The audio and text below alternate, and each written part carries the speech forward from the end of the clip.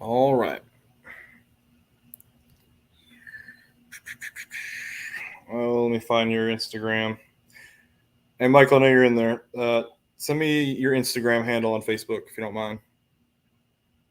I can't hear you because you're down there. If you don't have Instagram, no worries. We'll talk about it. We'll talk about what you do. What's up, Eris? All right, getting some boss folks in here. Trying to see how many people are here. That's my problem. And we'll let some people join the group, and then we'll kick this thing off.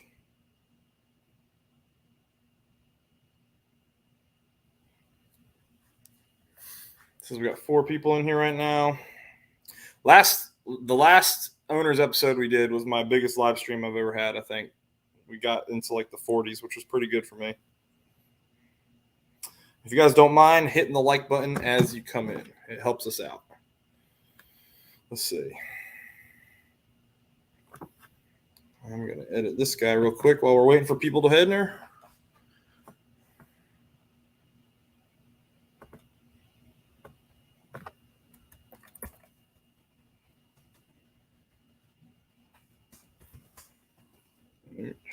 Eris, what you been up to, man?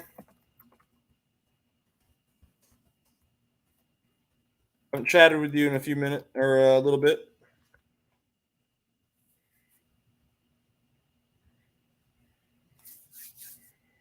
Let's see. Comments are starting to pour in. What's up, Bama? Pinks, what's going on? Yeah, I wasn't certain I was going to make it on time, guys. My 1-year-old, we were in the ER yesterday. And it was some scary stuff. And everybody can thank Mrs. Brailsford because she's putting them to bed, or else this would not be starting on time, that's for sure. But we got our guests down in the basement, and we're going to wait for some people to hop in. And once we get enough here in a bit, we will light this thing off. I'm going to go ahead and get the... Okay, we got the folder open. Everything should be good. What's a like button? It's the... Never mind.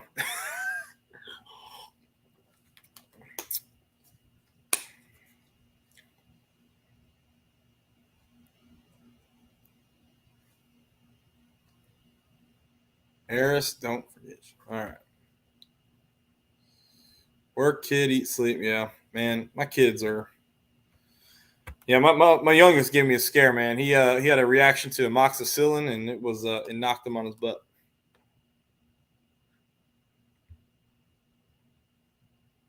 Now your screen's broken. All right.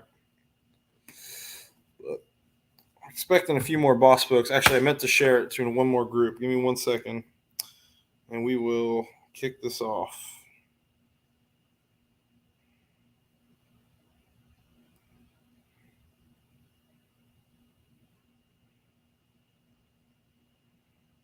There we go. Let's just say we're live now. And we're waiting, guys, for a few minutes for a couple people to hop in. We got 12. Oh, it's super scary, man. Like the way he was breaking out, I was really concerned. And then his joints started swelling up. I didn't know what to do. Scary, scary stuff. That's for sure. We got 10 people. Kind of fluctuating. I know once we start talking, we'll start getting some more. So we're going to go ahead and bring our guest in. And Michael, what's going on, man? What's up, buddy? All right. Guys, this is Michael. We've been Facebook friends for a minute now. I don't know. How long have you had your car? 3.5 years. 3.5 years? Okay. So, I mean, we've probably been Facebook friends for at least 2, right? Yeah, at least, I'd say. Yeah. There's a certain group of people, a certain group of boss owners that I've become friends with on Facebook, even though I've never met them. And then when I actually finally meet people like at Ponies and Smokies, it's kind of cool. Because I've been talking to them for years, and unfortunately, me and you weren't able to link up that last time. But did you go this year? Yeah, I went. Yeah, I wish I was right. You orchestrated the run, right? The Dragon Run. Yeah. How many cars showed up for that? Only 4 of us came. that's sad.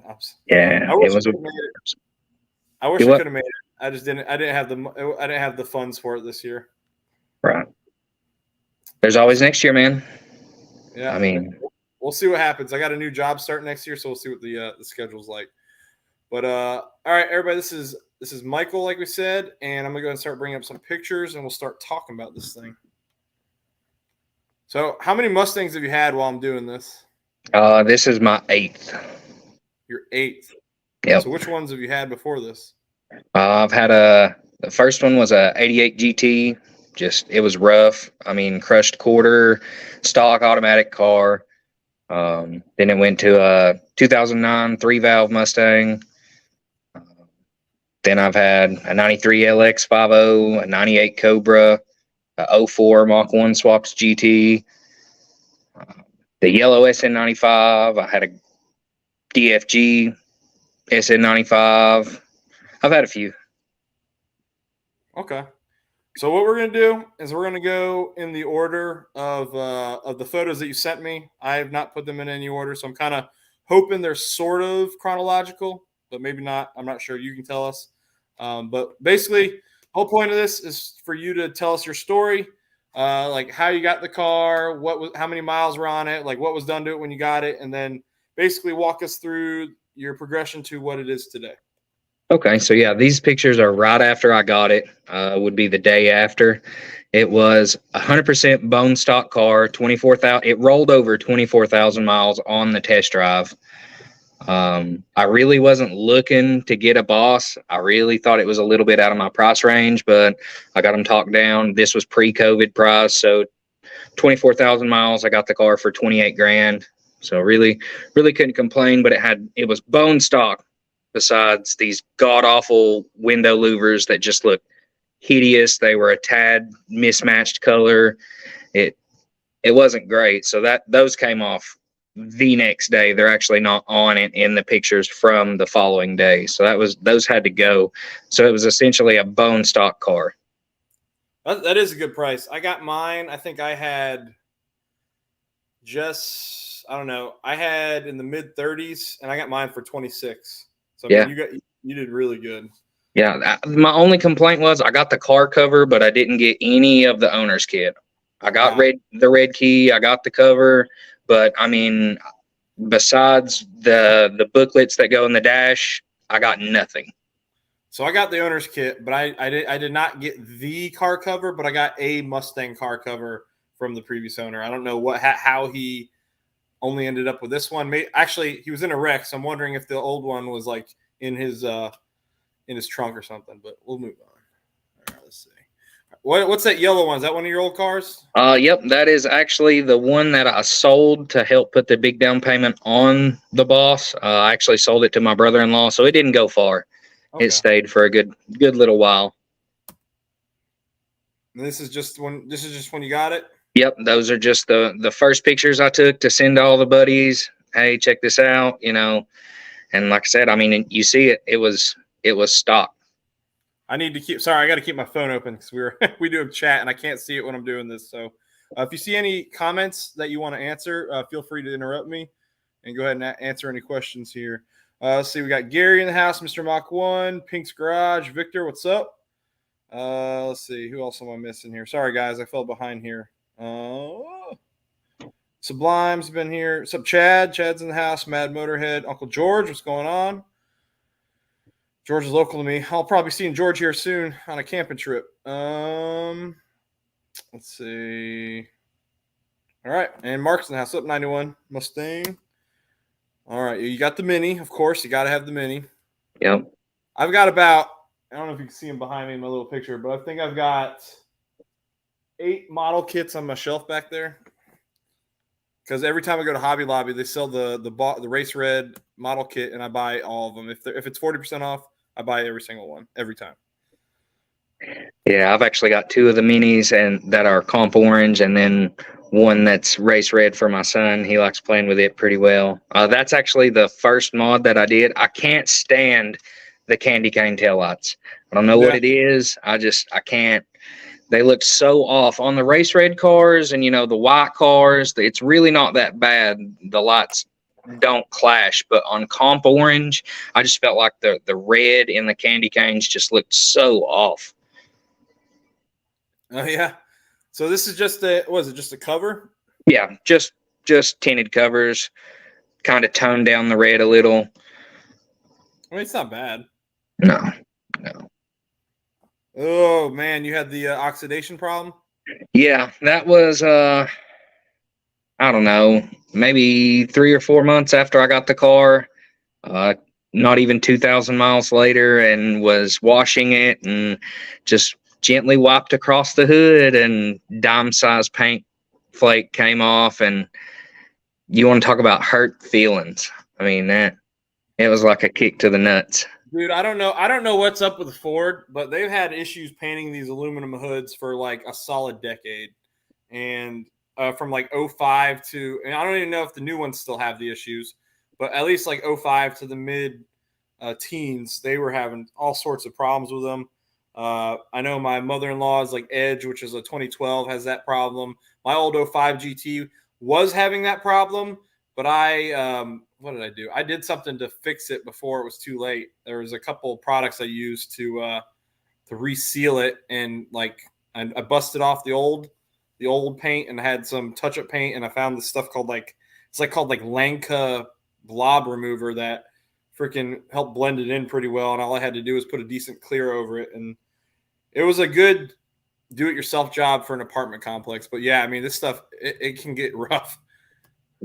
Yeah. That was the next thing that I wanted to do. It was a little bit too quiet stock, so I actually got a good deal on that MBRP race catback. The overaxle tubes have no resonator in it, so it's a tad on the loud side. I only paid like $420 though for the whole catback. I caught a really good deal on it, brand new. So Well, that's good. All right, hold on. Now I can highlight comments. Oh no. Bear with me 1 second. Sorry.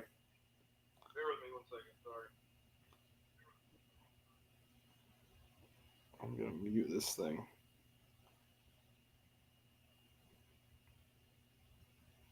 All right, maybe it's gonna be better. Sorry, Mike. Bear with me. I'm trying to be able to highlight comments so you can. I don't know. Can you see them when people are commenting? no, I can't see comments at all.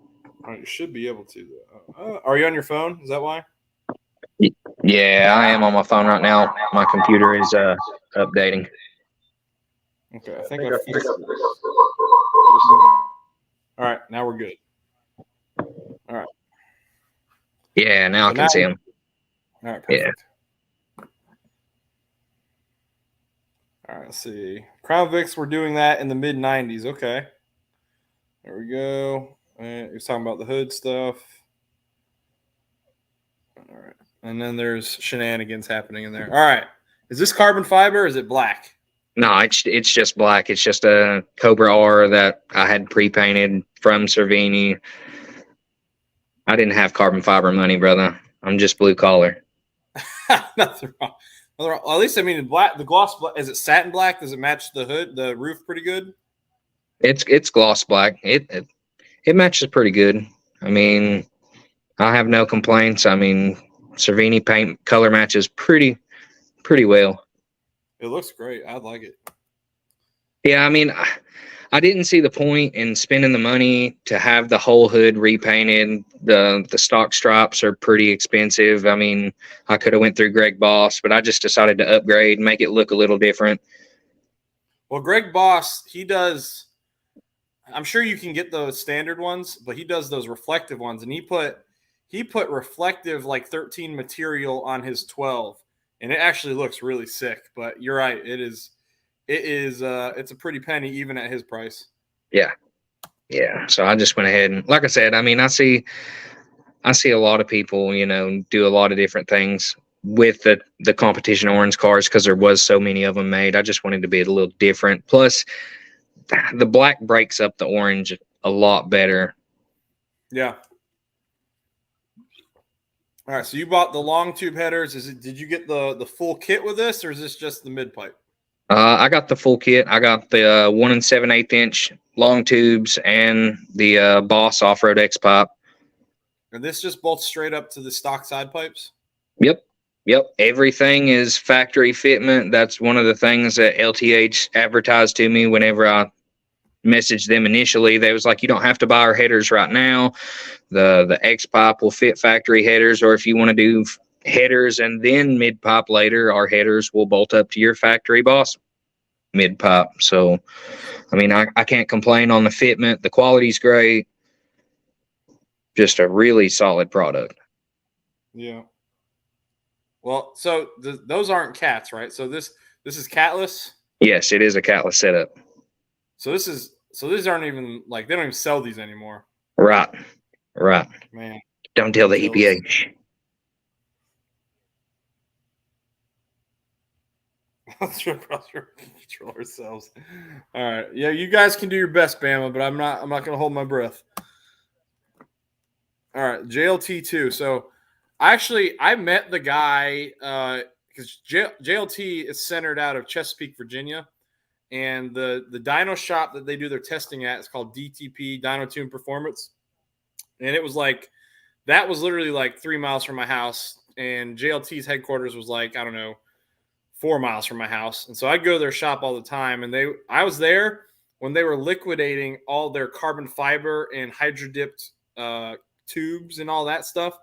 And if I was smart, I would have bought one of the carbon fiber ones because they were like a steal, and they had some there on site, but I just didn't have the money for it. But the guy who tested this exact intake,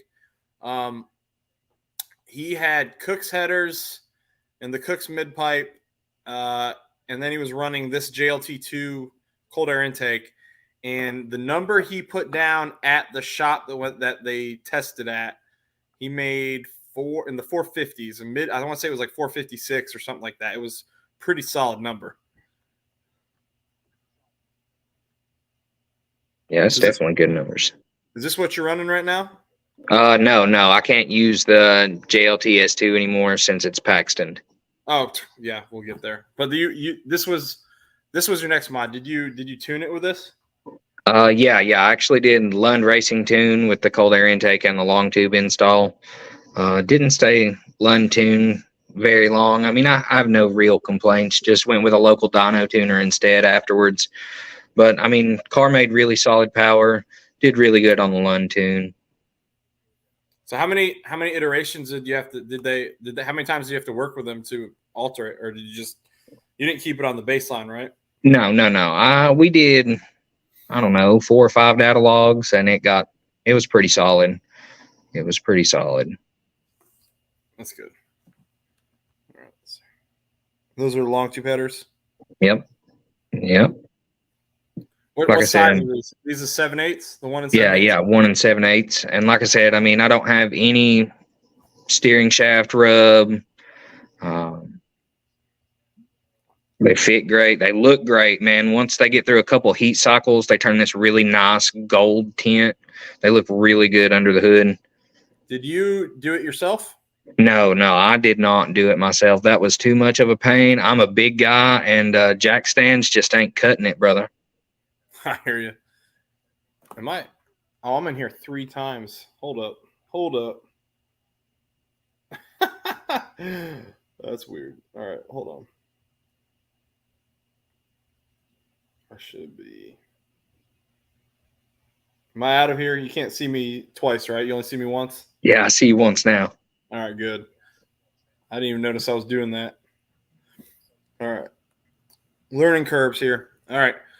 So I had, this is on my list to do. I obviously want long tubes. And people in this stream will make fun of me for I've got my parts wall right next to my Fox body, which has got more money in parts than the Fox body's worth. I just need to get it all on the car, but I've been collecting slowly. If you know Chad, I think it's Chad Miller is his last name, right? Yeah. Chad, he sold his boss, but he did basically what I'm doing. He created a giant wall and then dumped it all on at once, which is what I should not do, because if you end up throwing codes later, you'll never know what the cause was. All right, so where's this at? All right, this was actually a memorial ride for a good buddy of mine that passed. but it was a buddy of mine's. Just got that car, completely stock car. Of course, that was after I got my cold air intake and long tubes and Lund tune. So of course, right after this picture was taken, we had to go to Mexico. We found out definitely long tubes, cold air intake, and tune definitely wake these cars up. It was not what he was expecting for a run. So did you pull hard on him? Like what happened?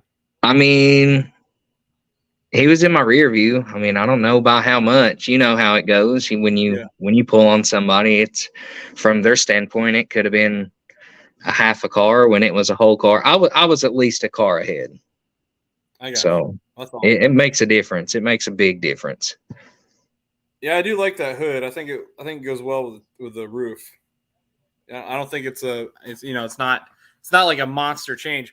If I don't think he's in the stream right now, but he goes by VDub. His name is Victor. He's in the boss group, but he's got one of the creamsicle orange bosses, the cream, the white and red orange. I mean, and he's got what's it called?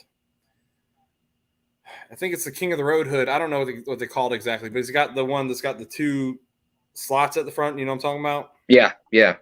And it actually, I wanted one of those for my 05 GT, and then I thought about maybe trying to pick up something aftermarket like that for the boss. And he really got me thinking hard on it for a while because I thought it looked really cool. But I think I'm holding out. I think one day for I want to get a Tiger Racing hood, but man, you're paying a lot of money for those. Yeah. See, I was on the fence. I didn't know if I wanted to do the Cobra R or the Tiger Racing hood, but I see the Tiger Racing hood a lot on other bosses, so I just went ahead and went with the Cobra R. I think the reason that is because I'm pretty sure that's what a lot of the 302S and 302R cars were running. I think that's why. Let's see. All right, so what are we looking at? I don't know if I'll be able to zoom in here. All right. So that's whenever I got retuned by the local tuner. That's RPG. Okay, so the red, let's see. Right here. Yeah, there we go. Okay, so the blue was my first pull, my final pull on the Lund tune. The green pull is after the RPG tune. Like I said, RPG's the local shop here in East Tennessee, and I have no complaints on them. But that red, just for reference, is that was a guy from Harriman, Tennessee. I can't remember his name for the life of me. It was a Grabber Blue Boss, full bolt-on, tuned on E85, but he was tuned by RPG, so same tune, same dyno, but he was on E85. That was the numbers he made for reference. Wow. So, I mean, it made good numbers, I feel like. It's not 450s, but... You picked up 40 horsepower, because around about stock, these things were making, I've seen in the mid 390s to high 390s. That's what I've seen for a lot of these things. I think if you watch Sean McGugan's, I'm probably mispronouncing his name, the Canadian guy who used to do YouTube. He did a dyno run stock, and I believe he was in the 390 range. But what you're making for torque? So you picked up they're 380 stock, right, at the crank. So you're doing pretty good. You got all that loss back easily, and you almost made back all your power that you lost as well. Pretty good. Yeah, the difference between the Lund and RPG tune, you wouldn't think just a tune would make. It can change some things, but the car sounded different. The drivability was even a little better. It was night and day difference changing tuners. So I've read that since then a few other people have had, I'm not going to say bad tunes, but we'll say watered down tunes from Lund. Like I said, I can't knock them. Their customer service was great. Their data logs were fast, but as opposed to the RPG tune, compared to the RPG tune, it's way, way better. Well, It's hard to say because I'm not sure when. I'm assuming that your Lund tune, was it before or after the EPA started cracking down? That was right as it started to really crack down. I mean, they were kind of up against it for a while there.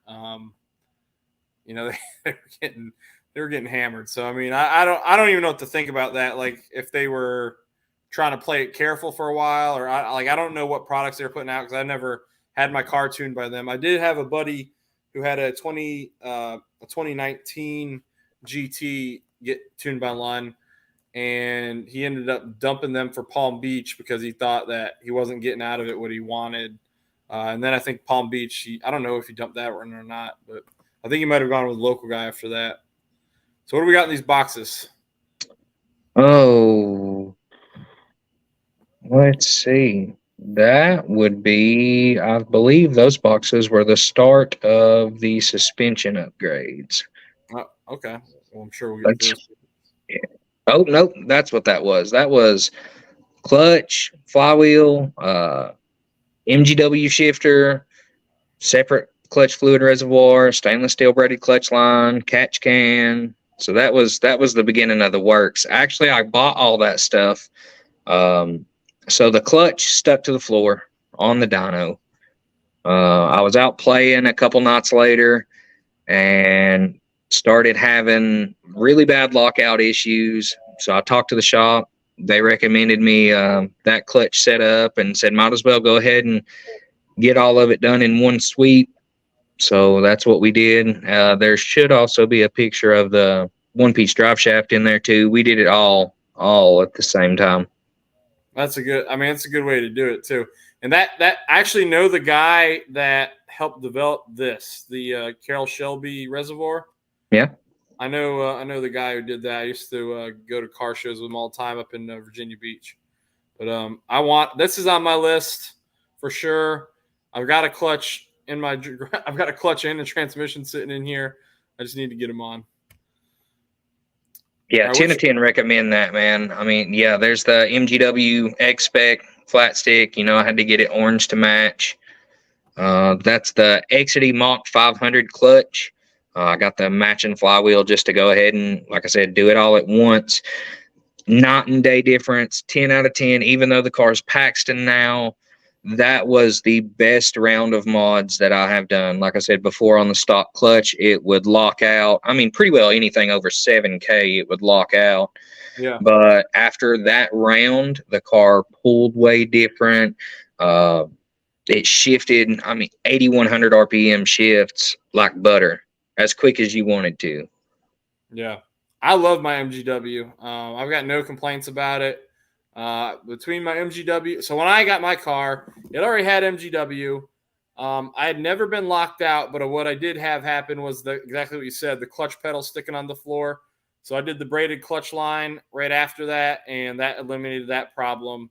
I'm still on the stock clutch, stock trans, and I've been fortunate. It does whine a little bit, so I think either the throwout bearing or the pilot bearing is going out in the front end, but other than that, man, it's been solid. But yeah, I will recommend MGW to anyone. Even if you have a Barton, I'll recommend MGW. I drove a Barton and they're okay, but I mean, bang for the buck. If you want to talk about a solid upgrade to where it feels solid, like this is it.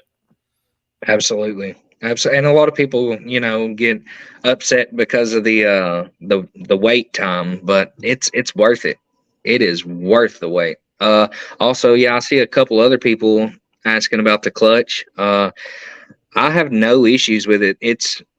That got done at 28,000-ish miles, somewhere around there.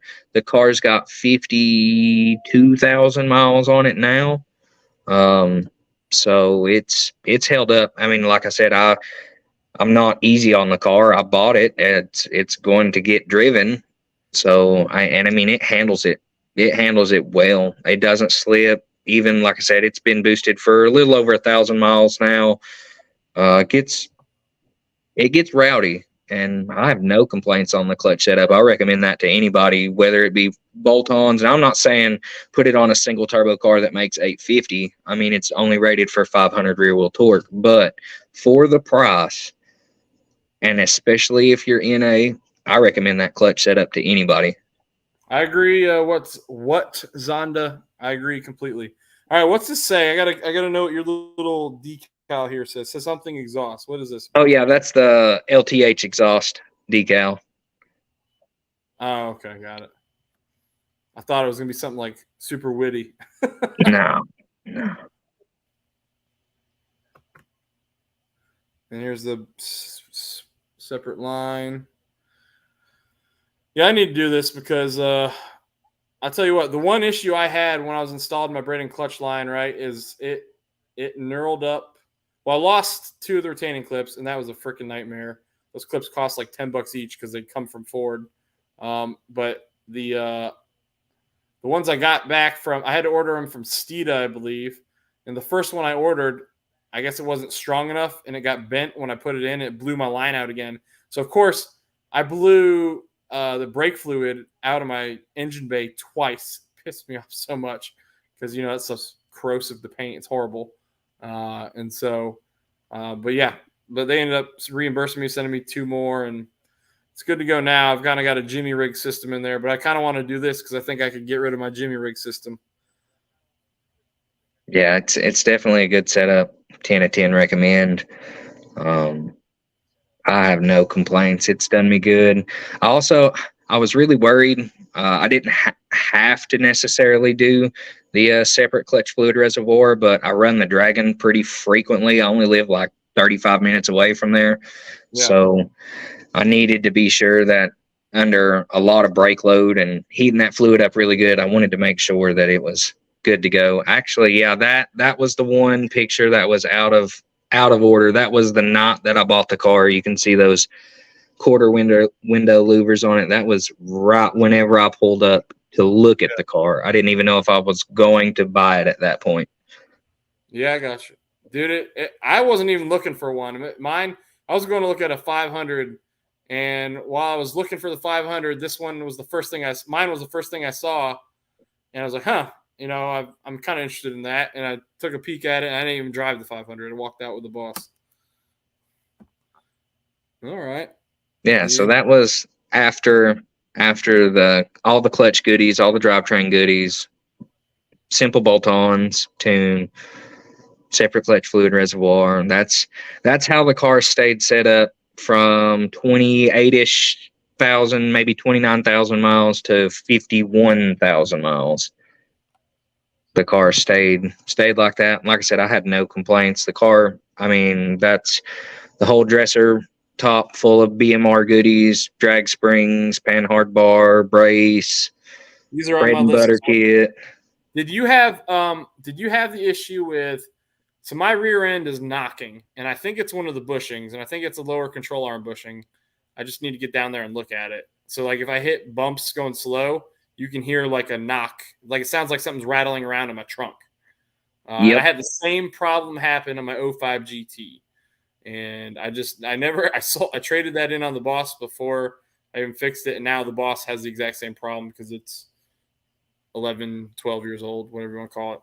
Yep, I actually had that problem. And then after I upgraded all of this, just throwing this out there, if you do me good, I'll tell you. If you do me bad, I'll tell you.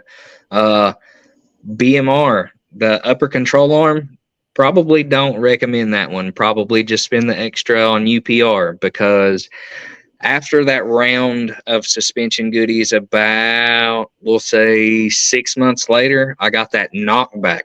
That same knock you're talking about, but it was a little bit deeper. It was a different, and sounded like instead of coming from off to the driver's side, it sounded like it was in the middle of the car. Turns out it is the upper control arm. So it makes that same sound just a little bit deeper. Okay, I'm gonna look into it. I'm trying to find reasons to upgrade parts, and since it's a repair part, it won't be sitting on my shelf here like the rest of my stuff. James Frazier says that Boss rips. So is that a friend of yours? Oh, yep. He's seen it. It's put in work. He's seen it put in work. What's up, Adam? Nate, what's going on? We got Connor with Yellowhammer Garage here. He's a trader. He didn't trade. He's not a trader. He crashed his boss. I'll be fair. He didn't just sell it. Let's see. Sorry, I'm trying to get caught up in the comments real quick, Michael. No, you're good, man. Never. What's going on? All right. And I'm on my phone, guys, to read your comments. So that's why I'm not looking at the screen. And all right. I think we got everybody's here. I'm saying that. Oh, there you go. Got two classics in one photo. Right. I mean, modern day Duke, buddy. That's two orange cars, too. It actually makes your car look red compared to it. It does. It does. Yeah, let's see a picture. Oh, there you go. So, Yeah. The lower control arm was fine, and the sway bar. Yep. All that's good. Is it? All right. Are you still on? So you had Were those lowering springs? Yeah. It's on BMR drag, lowering springs. It's got sway bar relocation mounts. I mean, so my question is, you got the one-piece drive shaft I see here. So did you have to worry about pinion angle? Any issues there? I mean, it was set pretty perfect. I mean, okay. No issues. It's just the regular Ford Racing one-piece drive shaft. We didn't have any. That was actually it during the install with the shop car. No issues with install. Okay, so that's when this is when you were getting your drag the suspension on. Yep. Okay. What's up, Jamie? Miss Carol. Trying to peek at the comments as we do this. All right, same shop. Yep, same shop. Side skirts. Yep, side splitters. Getting rid of those candy cane tail lights with some Morimoto XBs. I actually really like these. So if I was not able to find the 2013s when I was looking, because the moment I bought my boss, I always wanted the 2013s, but the price tags were freaking ridiculous. And I did end up, I think I got my total set for, I want to say it was, I think I came out of pocket a total of like $350. Because I got my first set. I got the first two I had for $75 because some local kid, his girlfriend backed his car into something. And so he sold a set with a cracked one, which I was really only buying it for the one for $75. And then I found another guy online who sold me the other one for a lot more money. But I completed the set that way. But if I wasn't able to get those, I was going to go after these hard. I really liked them when they came out. Yeah, they definitely look good. I wanted the 13, 14 taillights too, but I just couldn't justify the price. If I didn't do what you did and piece them together, it would have been way more than the Morimotos. What do you think? What do you think of the your personal opinion? What do you think of the Euro version that's come out recently? They're not bad. They're just not my taste.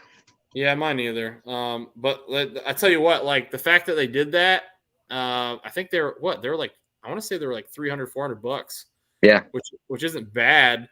So if I don't know if they made their own reproduction of the stocks, which is what they should have done to make buttloads of money. right. Yeah, they do look good. I like that. And those are still MBRP axlebacks? Yep, still got the MBRP axlebacks. Still sounds, it's a little raspy, honestly, but it's not. It doesn't drone awful, and it's not super raspy. It's tolerable. Okay. All right, these are pictures from the first Boss 302 Dragon Run. If you haven't came, you need to. It's a really good time. The first year was pretty big. The second year was okay. This third year was just not it. But there was quite a few of us there. The first year we actually had a 70 show up, and he was from Atlanta, Georgia, so he drove a good little ways. Yeah, I need to come to one. I really do. But I was gonna go, but my car was obviously inside the freaking showroom, and they wouldn't let me take it out. So I was kind of stuck there. But yeah, I mean, it's on my list, man. I want to do it, and I think if I go, I think hopefully I could get a few more people to come. Well, and that's another thing. Me and Andrew Huff, the original guy that got it all together, we talked about doing it a different day, like maybe doing another run in the summer, because it's just so hard for boss owners to come out during Ponies in the Smokies, because a lot of them do exactly what you did, put their cars in the show, and then you're not allowed to move your car from Thursday to Saturday. So it's hard to be able to go out and drive. Yep, for sure. All right, let's see if I can get back to it. Sorry, I'm trying to open things up so we can transition to some videos later. All right, and this is just the same meet. Is that Connor? That's not Connor, is it? No, that's CJ. Okay. Oh, yeah. Is he the one who went wide body eventually? CJ Abad, is that his name? Yep. Yeah. Yeah, he had a sick car. I liked his car. Yep. As Cobra Jet setup at that time. I don't know what it is now, but and that white 13 that's right there in that picture, it's Shirokai wide body now. That's Silver Surfer's car. He's a cool dude. Yeah, it's Dave. I know Dave. Yeah. His wife has a 67 GT500 convertible. Yeah, that's a good little gathering, man. Yeah, I want to go. I want to go to the Boston Nationals sometime just to say I've done it. Yeah, that's a trip for us, man. Oh yeah, that's a trip.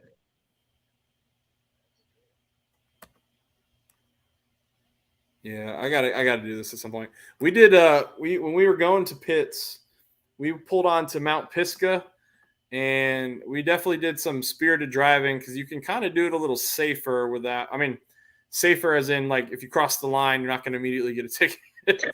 but you know, I was doing that with a mini Mustang strapped to the back of my car, and by the time we finished, I pulled over, and the car was like literally the edge. So I had custom made the basket so it would hold it, and the car had shifted so far back, even with the bungees, because I was flinging it around, that if I had probably taken one more turn, I probably would have ejected my son's car off the side of the mountain.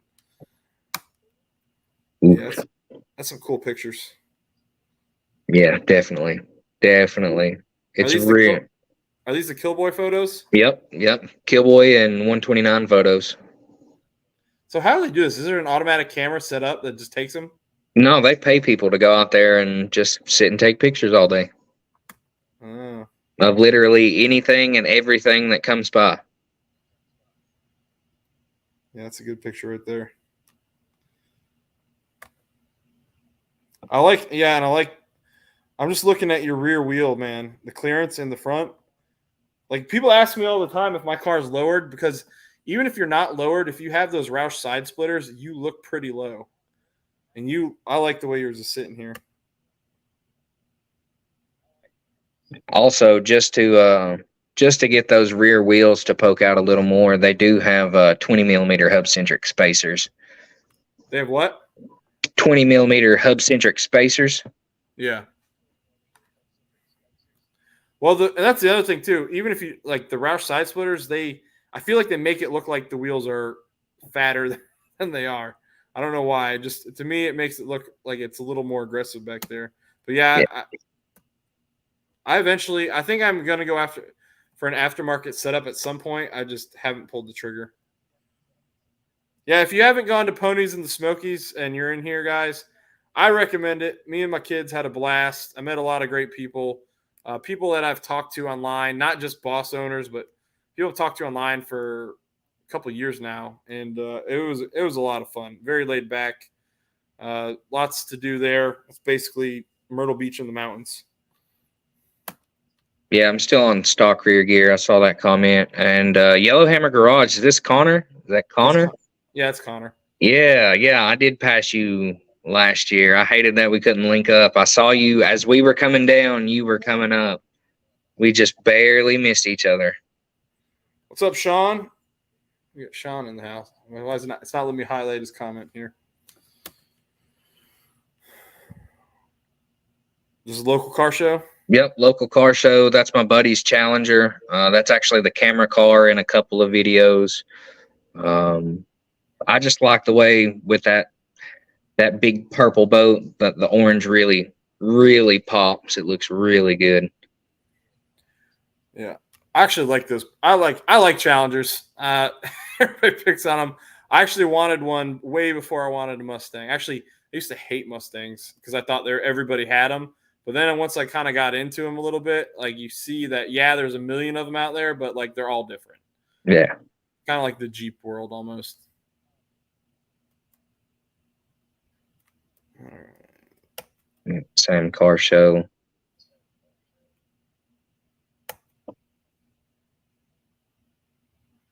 All right, so this is a funny story.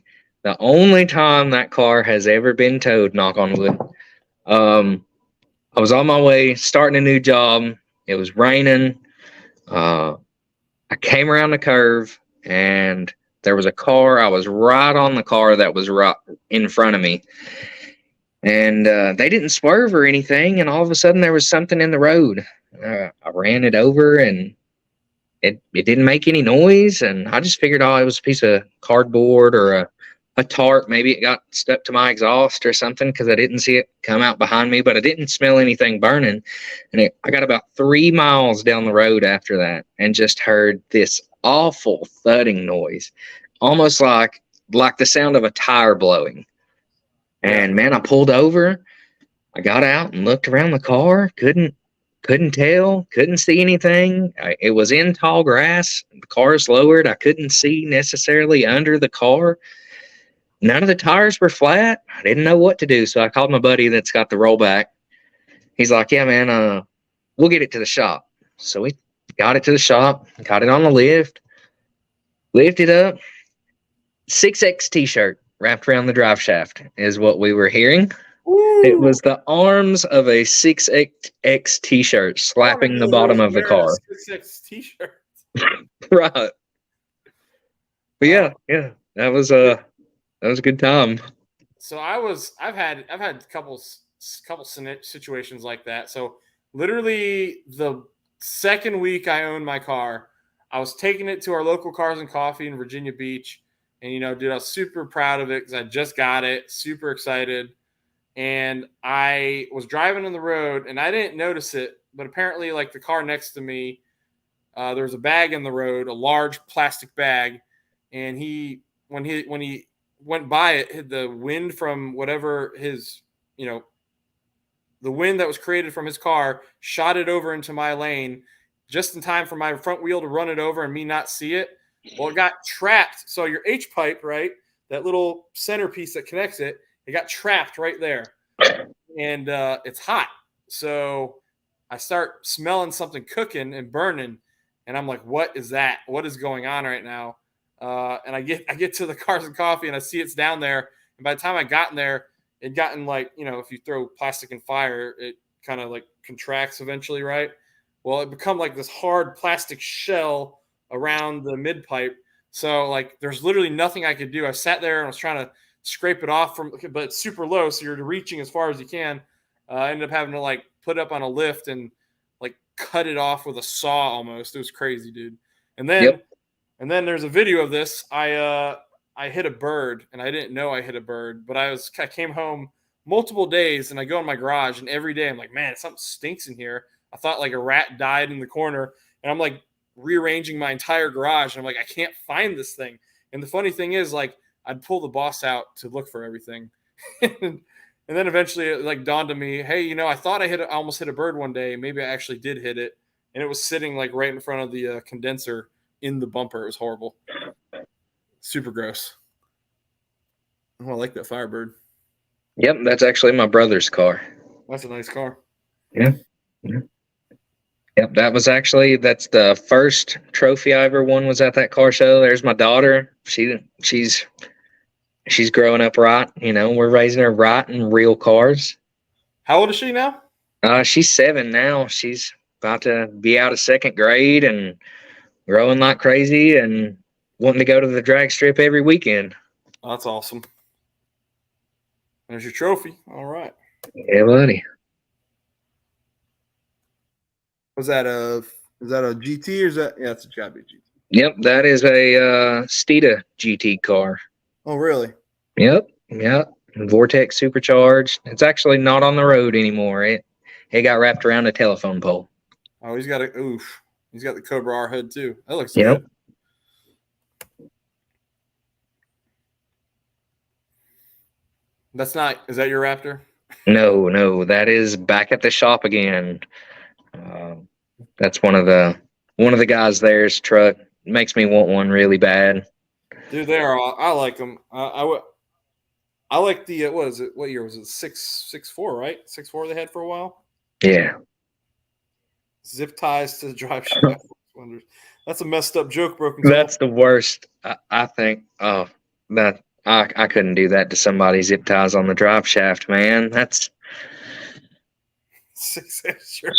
oh blanket, dude. It was heartbreaking almost at first because the sound was awful. I mean, it was, like I said, it sounded like a tire blew, but there was no pop. There was no change in ride. I did not know what it could have been. But did it do any actual damage? No. The T-shirt was wet, so it cleaned the underside of the car a little bit. That's good. Ooh, I like that. I like that. I like that bike rack on top. That's pretty cool. Yeah, that's my dad's. That was I want to say September of last year. Going to the rod run up in the mountains. You know.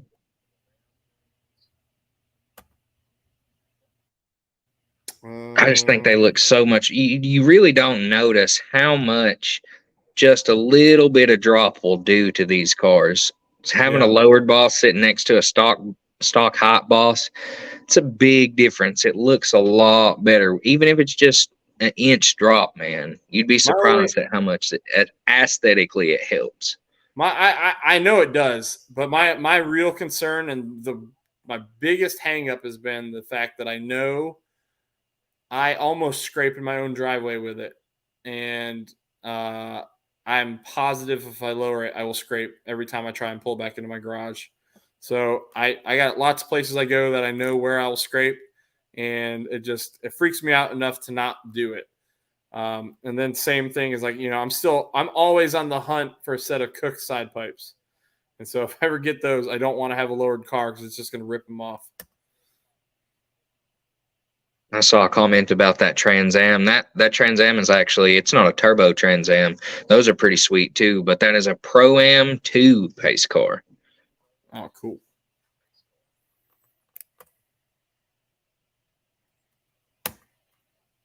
That was, yeah, that's right after I went with the Diode Dynamics LED turn signals and side markers.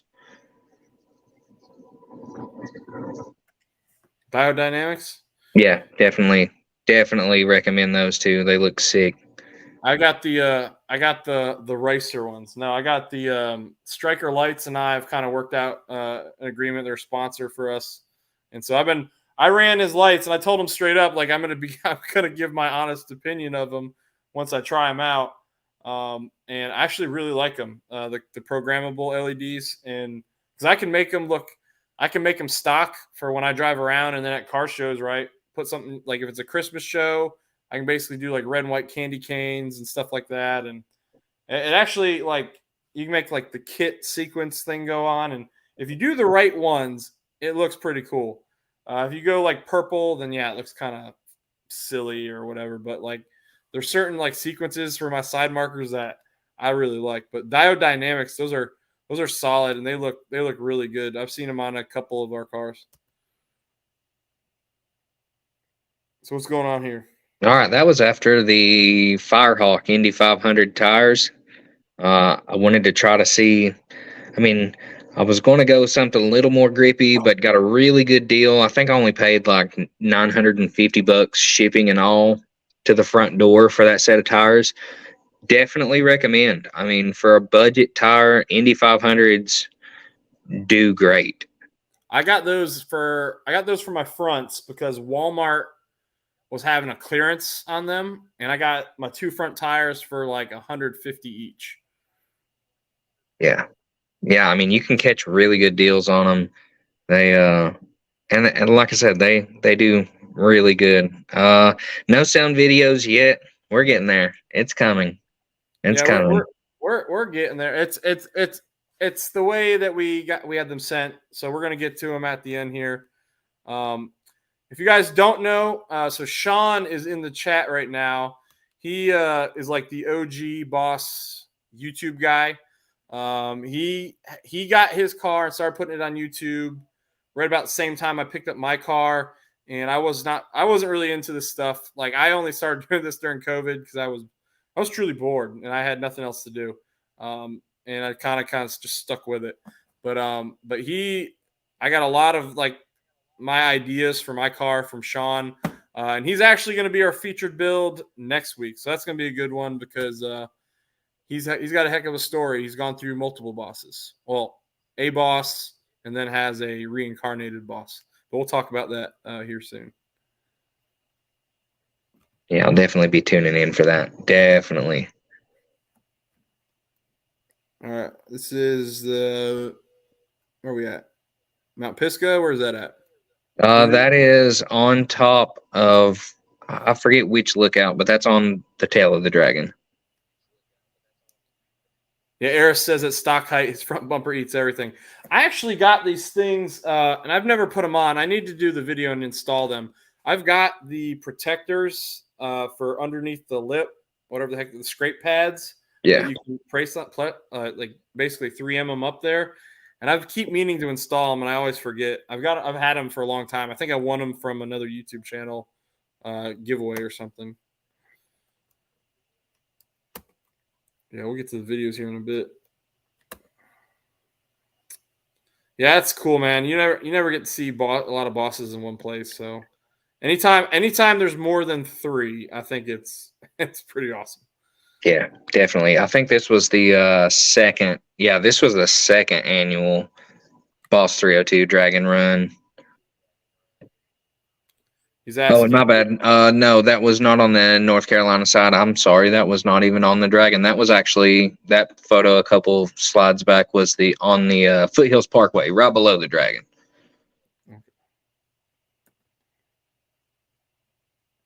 This was the second Dragon Run, right? I remember the photo. Yeah. Yeah, it really did shake. So me and my dad were talking too. I wanted to like just come out there and follow you guys in my dad's car, but like it was just too much of a lift. I had to be at the convention center and all that and get ready to pull out and all that. And I really wish I'd done it, but maybe next year. It's a good time, man. Nick in the Kona Blue beside mine, he actually was with us this year too. Definitely a cool dude. Definitely knows the road. It's a good time. If you're up for spirited driving, come to it and stay towards the front of the pack.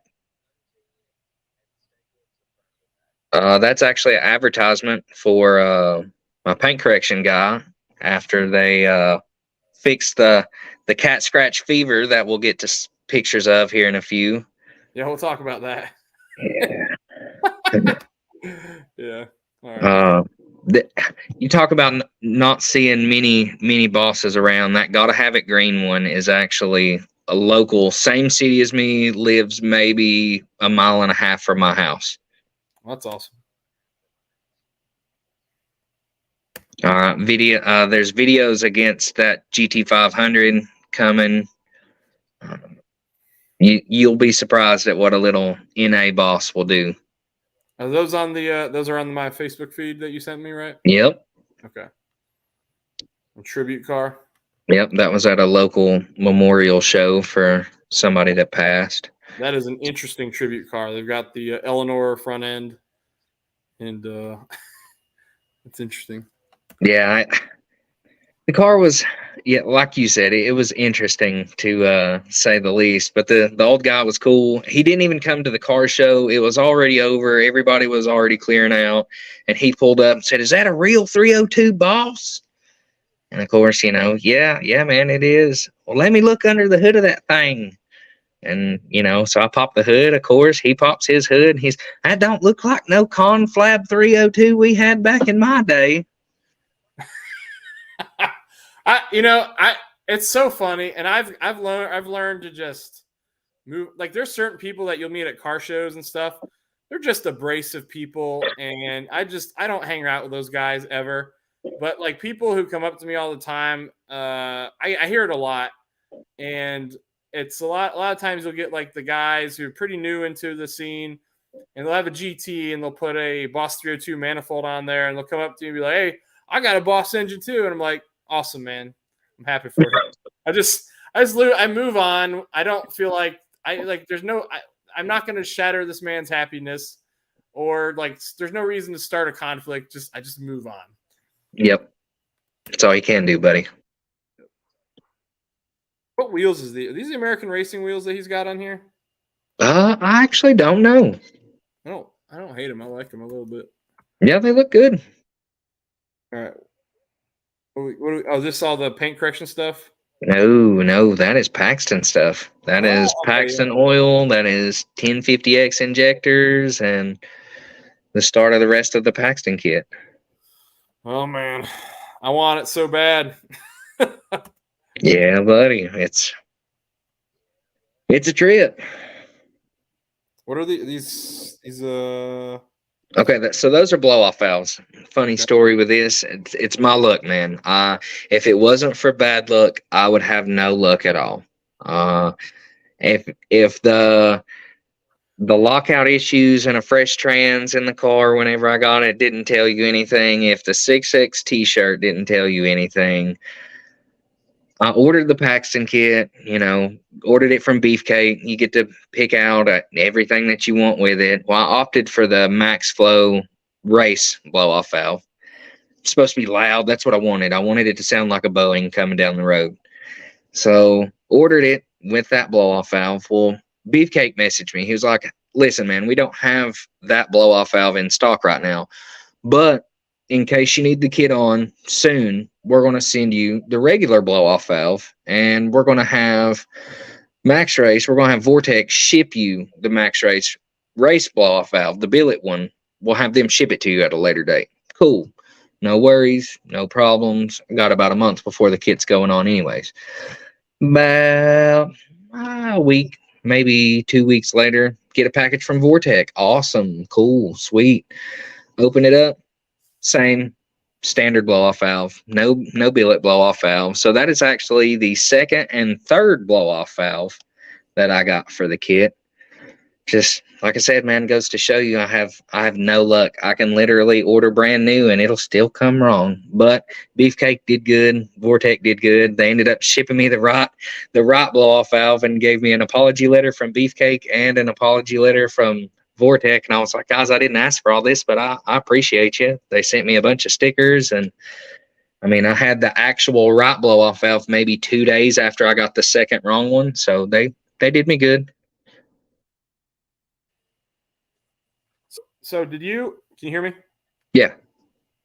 Okay, I'll make sure my signal's not cut out. So how many did you end up with? 4 blow-off valves? Three. So did those extra 2 didn't cost you anything, right? No, they didn't call. They did ask that I send the second one back to them, which I had no problems with. I mean, I wasn't supposed to get it in the first place, so I didn't care to send it back, and I still got to keep the first one that came from Beefcake. So, I mean, I ended up selling it and getting a quick couple $100 back in my pocket. So that was good. What's up, 2.7 liter and fast forwards, nursing in here. Welcome to the stream, sir, or ma'am. Sorry, can't make assumptions, but what's up, Ashley? How's it going? Yep, it's a competition orange car. Yep. I think that's probably Sean's wife. That's my guess. All right. That was dropping it off. Okay. So I took this picture, dropped it off at the shop, and then came back. I think the car was ready in, I don't know, 2 days, tuning and all. We ended up doing boundary, oil pump gear, and crank sprocket. And then that's basic Paxton 2200. It's pulley down, 3.6 pulley, 1050X injectors, Vortec booster pump. Other than that, stock fuel system. Just basic setup. So, if you don't mind me asking, and you don't have to answer, what is the number? What's the number for oil pump gears, Paxton tuning, the whole shebang to go from your baseline car to this? Tuning. Tuning gauges, the kit set up the way I wanted it, powder coated black, that's extra. They got to get there every little bit for everything different that you choose with the kit. So the way I spec'd out the kit, tuning and everything, it was like right over 10,000. Yeah. So yeah, this picture. Okay, so the day after I get the car back from getting at Paxton, I wake up to this, I don't even know what to call it, disaster on my hood. That's a full paw print right there, and that's not just dust on the hood. That wouldn't wipe off. That's etched into the clear. Yeah, and I started talking to you about this for a while. I remember when the first time it happened. Because I felt for you, man. Because I had my neighbor's cat over here. I never ever leave my car outside ever, and I had just pulled it out, and me and my family went to lunch, and so I was gone for maybe an hour and a half, and I pulled the car back in, and that night I come out to do some work in the garage or film a YouTube video. I can't remember what I was doing, but I walked by the hood and I noticed these gigantic lines going down it. And my car's ceramic coated, so it's pretty slick. And so what I'm pretty sure happened is this cat jumped in my hood, immediately started sliding, so it just dug in and etched some claw marks into my hood. And I eventually addressed it with my neighbor when I saw marks on my other cars too. And he said he was going to do something with it, and he never did. So the cat's still here, and I've seriously debated removing him. Yeah, 10 of 10 recommend that, because as you'll see, some of these pictures are taken from different times. All these different pictures are from not one, not two, but 3 instances with this cat. And it's not a neighbor's cat, it's a stray. We don't ever see it in the daytime. We just know when it's been here. And I have a carport, I don't have a garage door, so there's no blocking it off. We tried repellents. We've tried everything down to live traps, and now any cat that gets caught in it's going bye-bye, because I don't have the money to keep fixing that. So let's tell everybody your last story. So you just got in the car, Paxton. You just got the hood. You got the car this right here, right before Pit Ponies and Smokies, right? Yep. And then the cat struck again. Yep, it did. The car actually hadn't even finished curing from getting the hood re-ceramic coated, where they cut it, buffed it, did what they could, then re-ceramic coated it. It was supposed to stay dry for 10 days, let it cure, it'll be fine. Well, I didn't want to put my cover on it because my cover at the time was dirty. So I just figured I'll just leave it in the garage uncovered. We'll double stack the 2 kinds of cat repellent that we have. We'll keep the live animal trap open. It'll be good. And then wake up the morning for the day before Ponies and the Smokies. I call my paint correction guy and I'm like, look, man, you said this car can't get wet for 10 days. It's day 9 after this has happened. The car's been sitting uncovered in my carport. There's probably a 1/4 inch of pollen on it. You know how Tennessee is this time of year. He's like, look, man, I got you just bring it by the shop tomorrow morning, because I had to work. It was on a Thursday. I had to work half a day before I could leave and go to Ponies and Smokies. He's like, we'll have it done. We'll have it washed. It'll be safe. Your ceramic will be good. Okay, I'll holler at you tomorrow. Woke up 5 o'clock the next morning, ready to go get it dropped off, ready to start Ponies and the Smokies. Walk outside, and that was the last couple of slides of the paint damage, and it was worse than the other two times, and it was on the hood and on the roof. Yep, you can kind of see the trim on the roof there. Yeah. It got really, really nasty. So I called the guy. I'm like, hey man, is it good to head to your shop? He's like, yeah, go ahead, head down here. I was like, well, listen, I got some bad news. He said, are you not going to be able to make it? I said, no, I want to be able to make it, bud. But the problem is, I told you I caught the cat the other day that I thought got the hood. He's like, yeah, man. No, bud, wrong cat.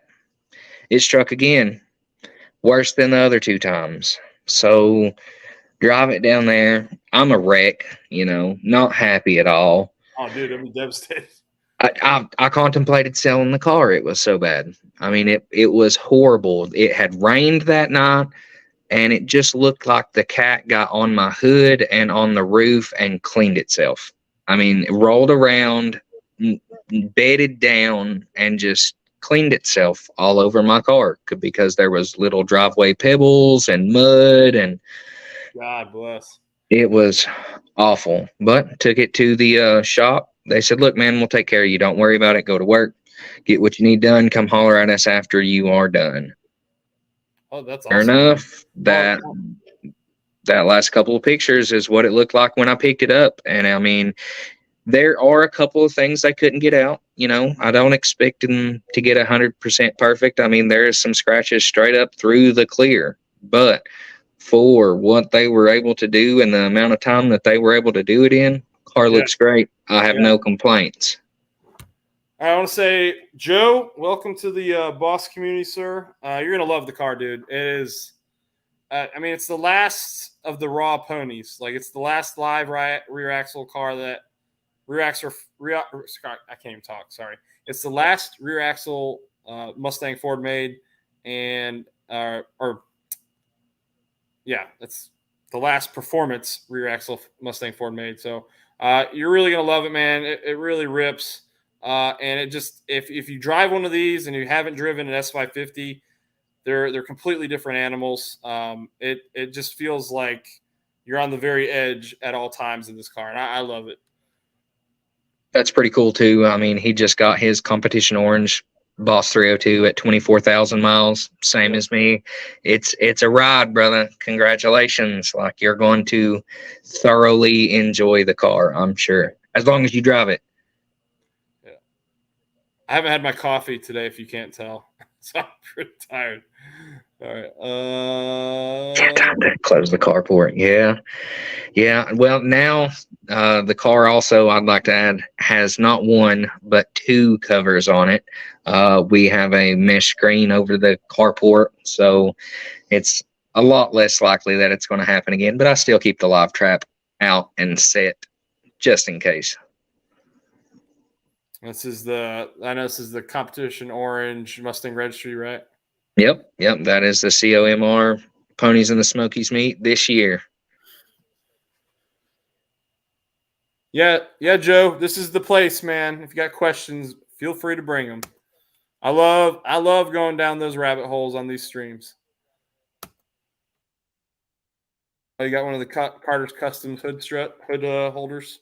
Oh yeah. I like that. All right, what do you have? You have hood struts, or is it just the this thing holding it up? I do have redline hood struts, just not on in that picture. I actually picked them up that day. I love my red lines, man. I recommend those to everybody. Yeah, I get cracked on by my buddy Steven all the time. Every time he sees me, well, up until Ponies and Smokies, man, you still rocking that poverty rod? You put all that money into that car and don't have hood struts yet? So at Ponies and the Smokies, I went ahead and broke down and bought me a set of redline hood struts. So, all right, this is the last photo. So let me close this out and somehow come back into the stream where we are. Bear with me, guys. I got to jump over its platforms here.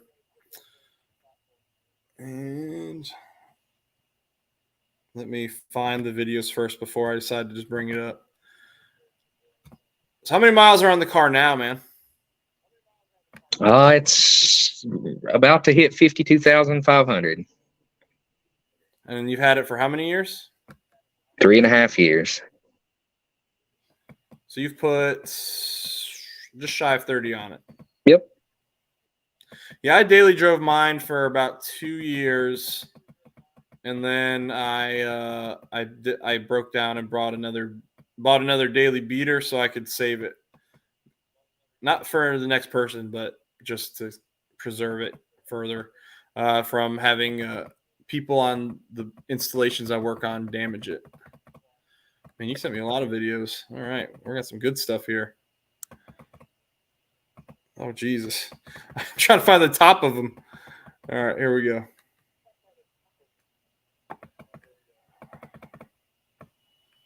All right. I think this is the first one. Yep, here we go. I'm not sure how well the sound will play. I might have to mess around with it like I did with Connor's stream, but we'll see what happens. If you can't hear it, I just need you to tell me.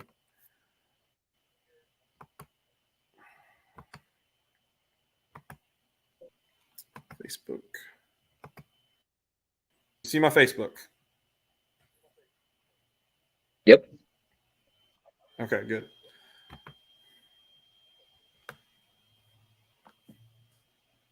This was completely stopped. Can you hear it? Nope. Can't hear anything? Nope. All right, so what's going to happen is I'm going to have to turn something off, and our audio talking to each other might go to crap potentially, but we'll see what happens. We'll get rid of the cancellation. And what I might do is I might mute my own mic, but actually I think I need it to be able to play the audio. All right, let's try it again. Tell me if you can hear it.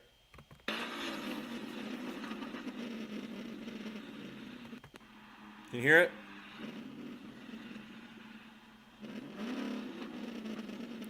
Just barely. Yeah. Well, it's not the loudest clip you got there, so. Yeah. So that's just stock setup. What's up, Try Y? What's up, Colton? MJ, you've never heard Poverty Rod? I've heard that at least. I've heard that a ton of times. Everybody calls it that. Oh, it just closed down on me. I was trying to skip to the next one. All right, bear with me, folks. Oh, there. I think it's right there. Nope.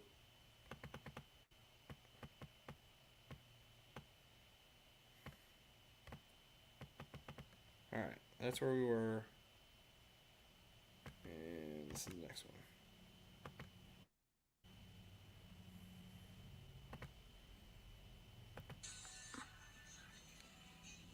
This is MBRP.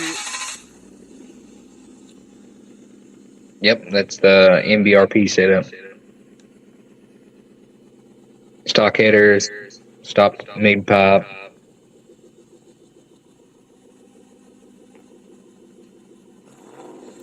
Problem is cameras don't capture the audio very well sometimes.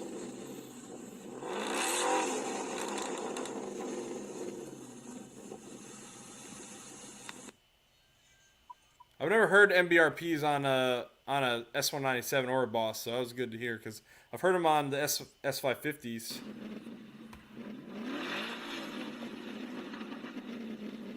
Just another clip of the MBRP. No, that's the stock video. Oh, is it? Shouldn't have been. Oh, I guess it is. It's going back. I gotta go this way. All right.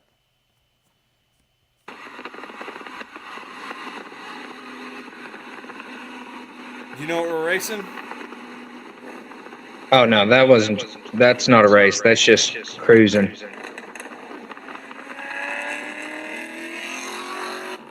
Oh yeah, she sounds good. Yeah, that was after the long tubes and X pipe.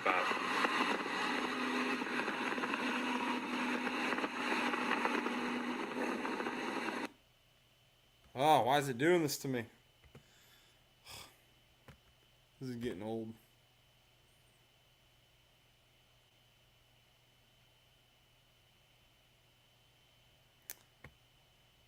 Yeah, it would have been nice if I should have downloaded all these. That's what I should have done. That's all right.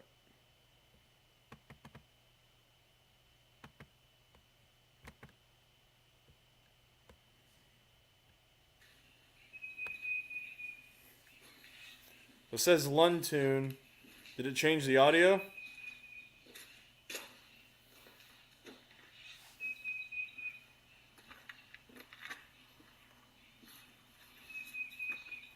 Is this just a walk around mic?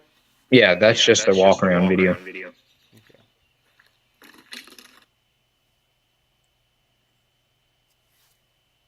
Ah, TikTok famous.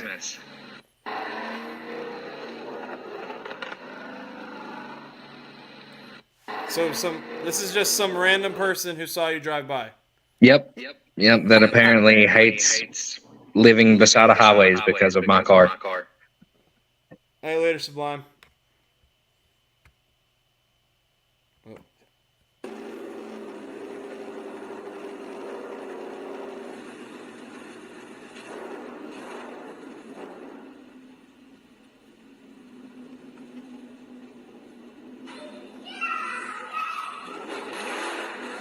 Was that your daughter screaming?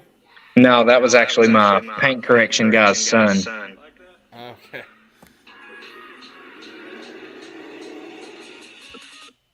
Hot blood off there.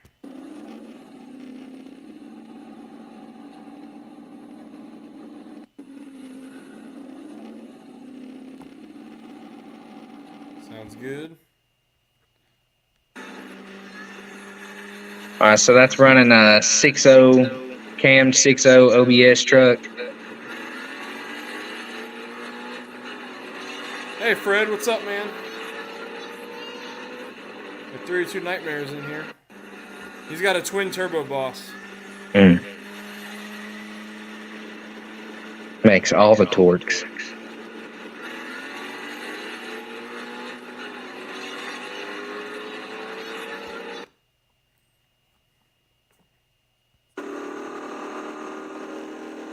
Couple of NA runs. This is against a full bolt-on 345 Challenger. Well, that wasn't even close.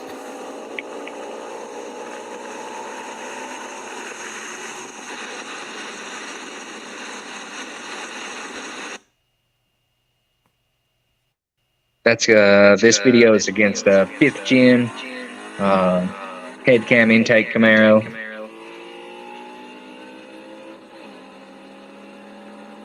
Filmed in Mexico, of course. All in Mexico. All of it. You took a sabbatical there.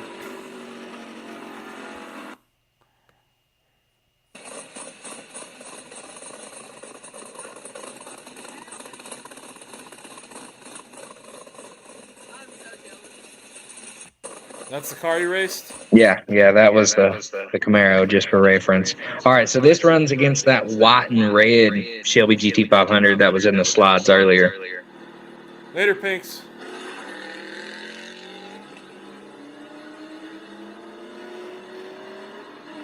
And you were NA in this? Yep, NA runs. Took him a second to pull on you. Yeah, it really surprised me, honestly. And I mean, that car's a pulley, headers intake, tuned VMP tuned car.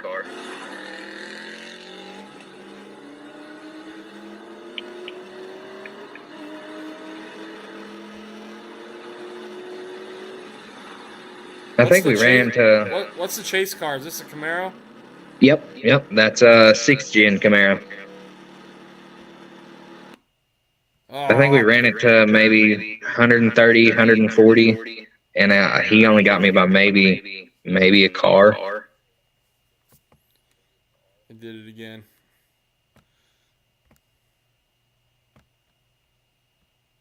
If you want, man, you can just skip to the bottom. I know everybody's waiting on these whoosh videos. Oh, I mean, I got. Yeah, there you go. Unless you're in a rush. That one. Yeah, I know everybody wants to hear this one.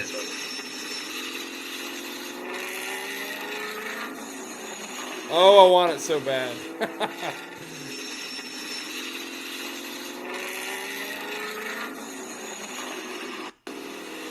Yeah, I like that. And this is high flow, or is this the stock one? No, that's the high flow.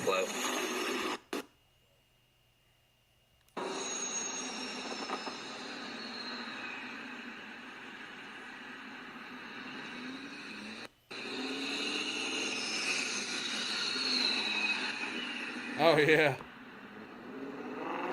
Later, Mark.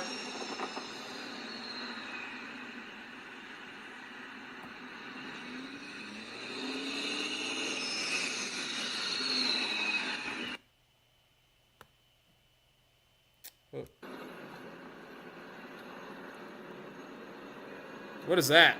All right, that is a full bolt-on, big turbo, 490 wheel horsepower Focus ST. And that's you with the kit? Yep. Dang. Not even on the same. Not even in the same league. No, definitely not. Catch me popping flames in the 4th and 5th.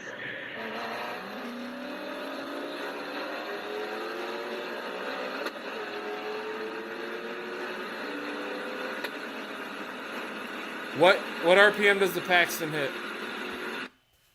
It makes power to 78-ish. Wow. So I shift usually 75, 76. No need to take it all the way up there. I mean, the rev limit's not till 81, but it kind of plateaus after 78, 50, 78, 78, 50, so I don't run it up that high. Who are you tuned by? It's RPG out of Greenback, Tennessee. So same company?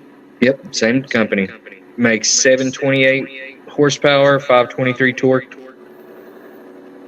That was like, I mean, it was, gosh, that's crazy. You gained almost 300 horsepower. Or, Yep. Yeah, just shy. And that's on the daily driver safe for traffic tune. On kill mode, it made 777, 545 or something. Maybe 543, 545. That pump gas? On pump gas. Woo. See, I was telling I hate to say this. There's a guy on TikTok who live streams, and I was telling him I want a Paxton to make, over 700, and he was like blown away that he's a I don't know if it's a 12 or 13 GT500 guy, but he was blown away when I told him it's gonna just add 300 horsepower. I was like, yeah, it'll get there. Yeah, absolutely. And I think are we back to the beginning? Yep, that's it. All right, hold on, let me close her down. Well, that's what I have for you, Michael. Do you have any social media, anything you want to plug? I don't have anything except for Facebook. If y'all want to get at me on Facebook, send me an ad. I try to keep the social media down to a minimum. I got a lot going on between work and family and car and everything else, but if y'all want to stay updated, then add me. Hey, man, well, I appreciate you coming on here. You're welcome to hang out. What I'm going to end up doing here is opening up the stream. I'm going to post the link in the comments for anyone else who wants to come in. Anybody's got any questions for Michael before, I don't know if you're heading out or what you got going on, but everybody's, essentially, Yeah. Harris. Try why asked why not the corn? Because I ran out of money. Soon it'll get a return style fuel system and some E soon. Okay.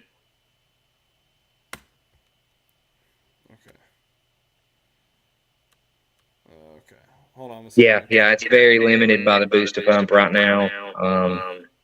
That's pretty much all she has in it. Like I said, with a little more timing, she made 777. But like I said, I take it to rod run and pretty long drives at times. My dad lives in Florida, so I wanted it to be very streetable, very friendly in case the wife wanted to drive it, you know, and I got the kids' car seats in the back, you know, so I needed it safe. Either you're cutting out or I'm cutting out. I'm not sure which it is. Let's see.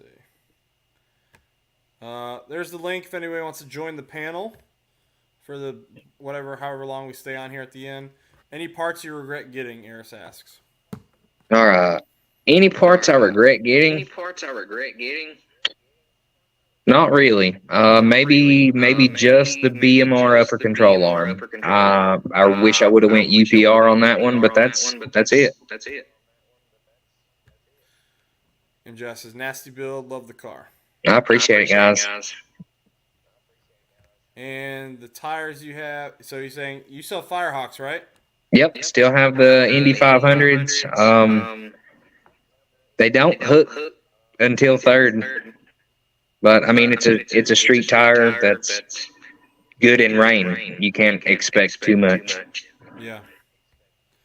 I've got no issues with mine. I also haven't really driven it super aggressive yet. I've been lazy. Well, not lazy. I've just been too busy. I need to change the brakes and take her to the strip here whenever I can. I'm trying to sell my other Fox body here, or my Fox body for, I need to get it out the door.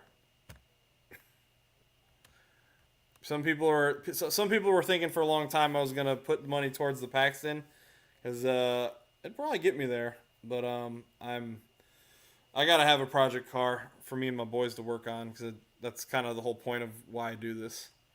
Right. Mike, he's saying, hopefully you'll run into you sometime. Gonna be at the Invitational. Are you gonna be at the Invitational in June? I don't know anything about it. If you want to, send me the info on that.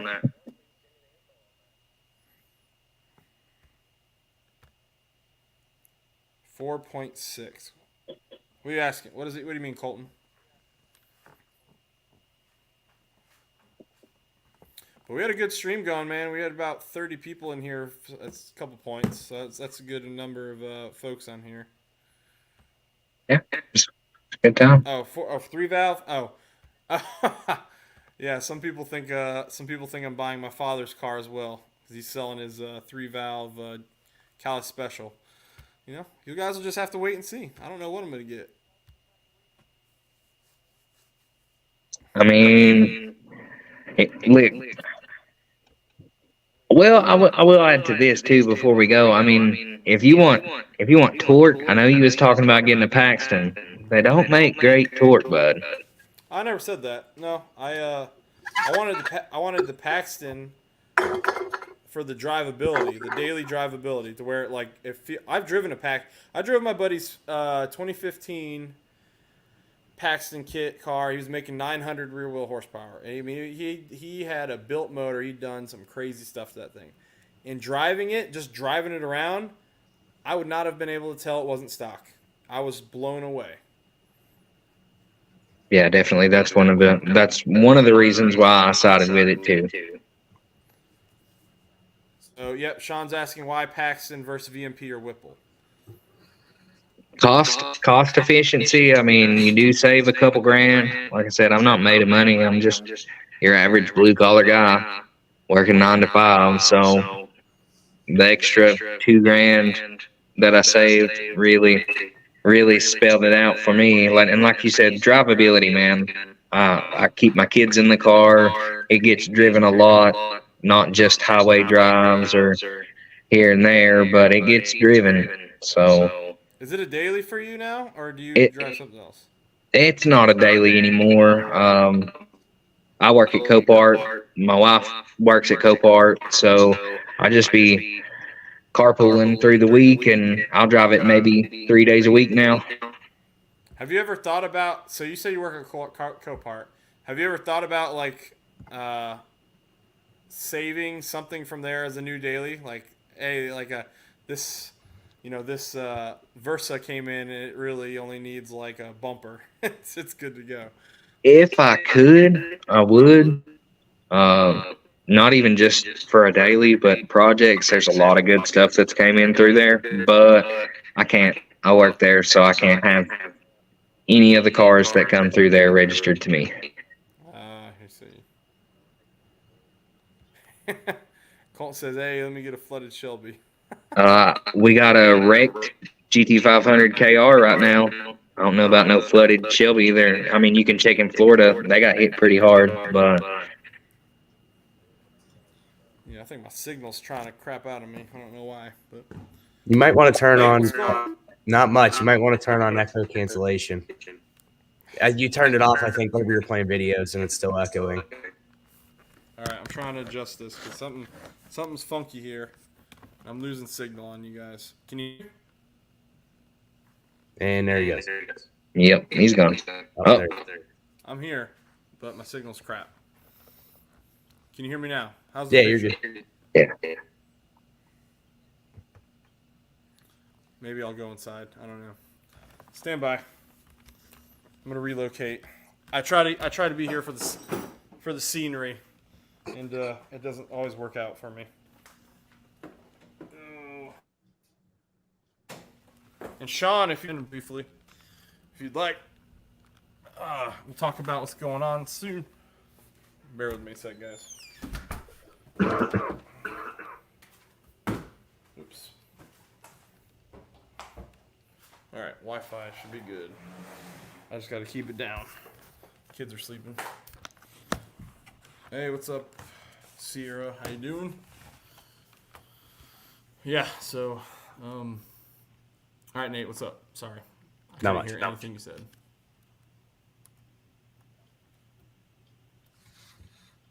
So was there a reason why you went with a supercharger versus like a turbo, or was it just something you want to do and didn't think about it at all?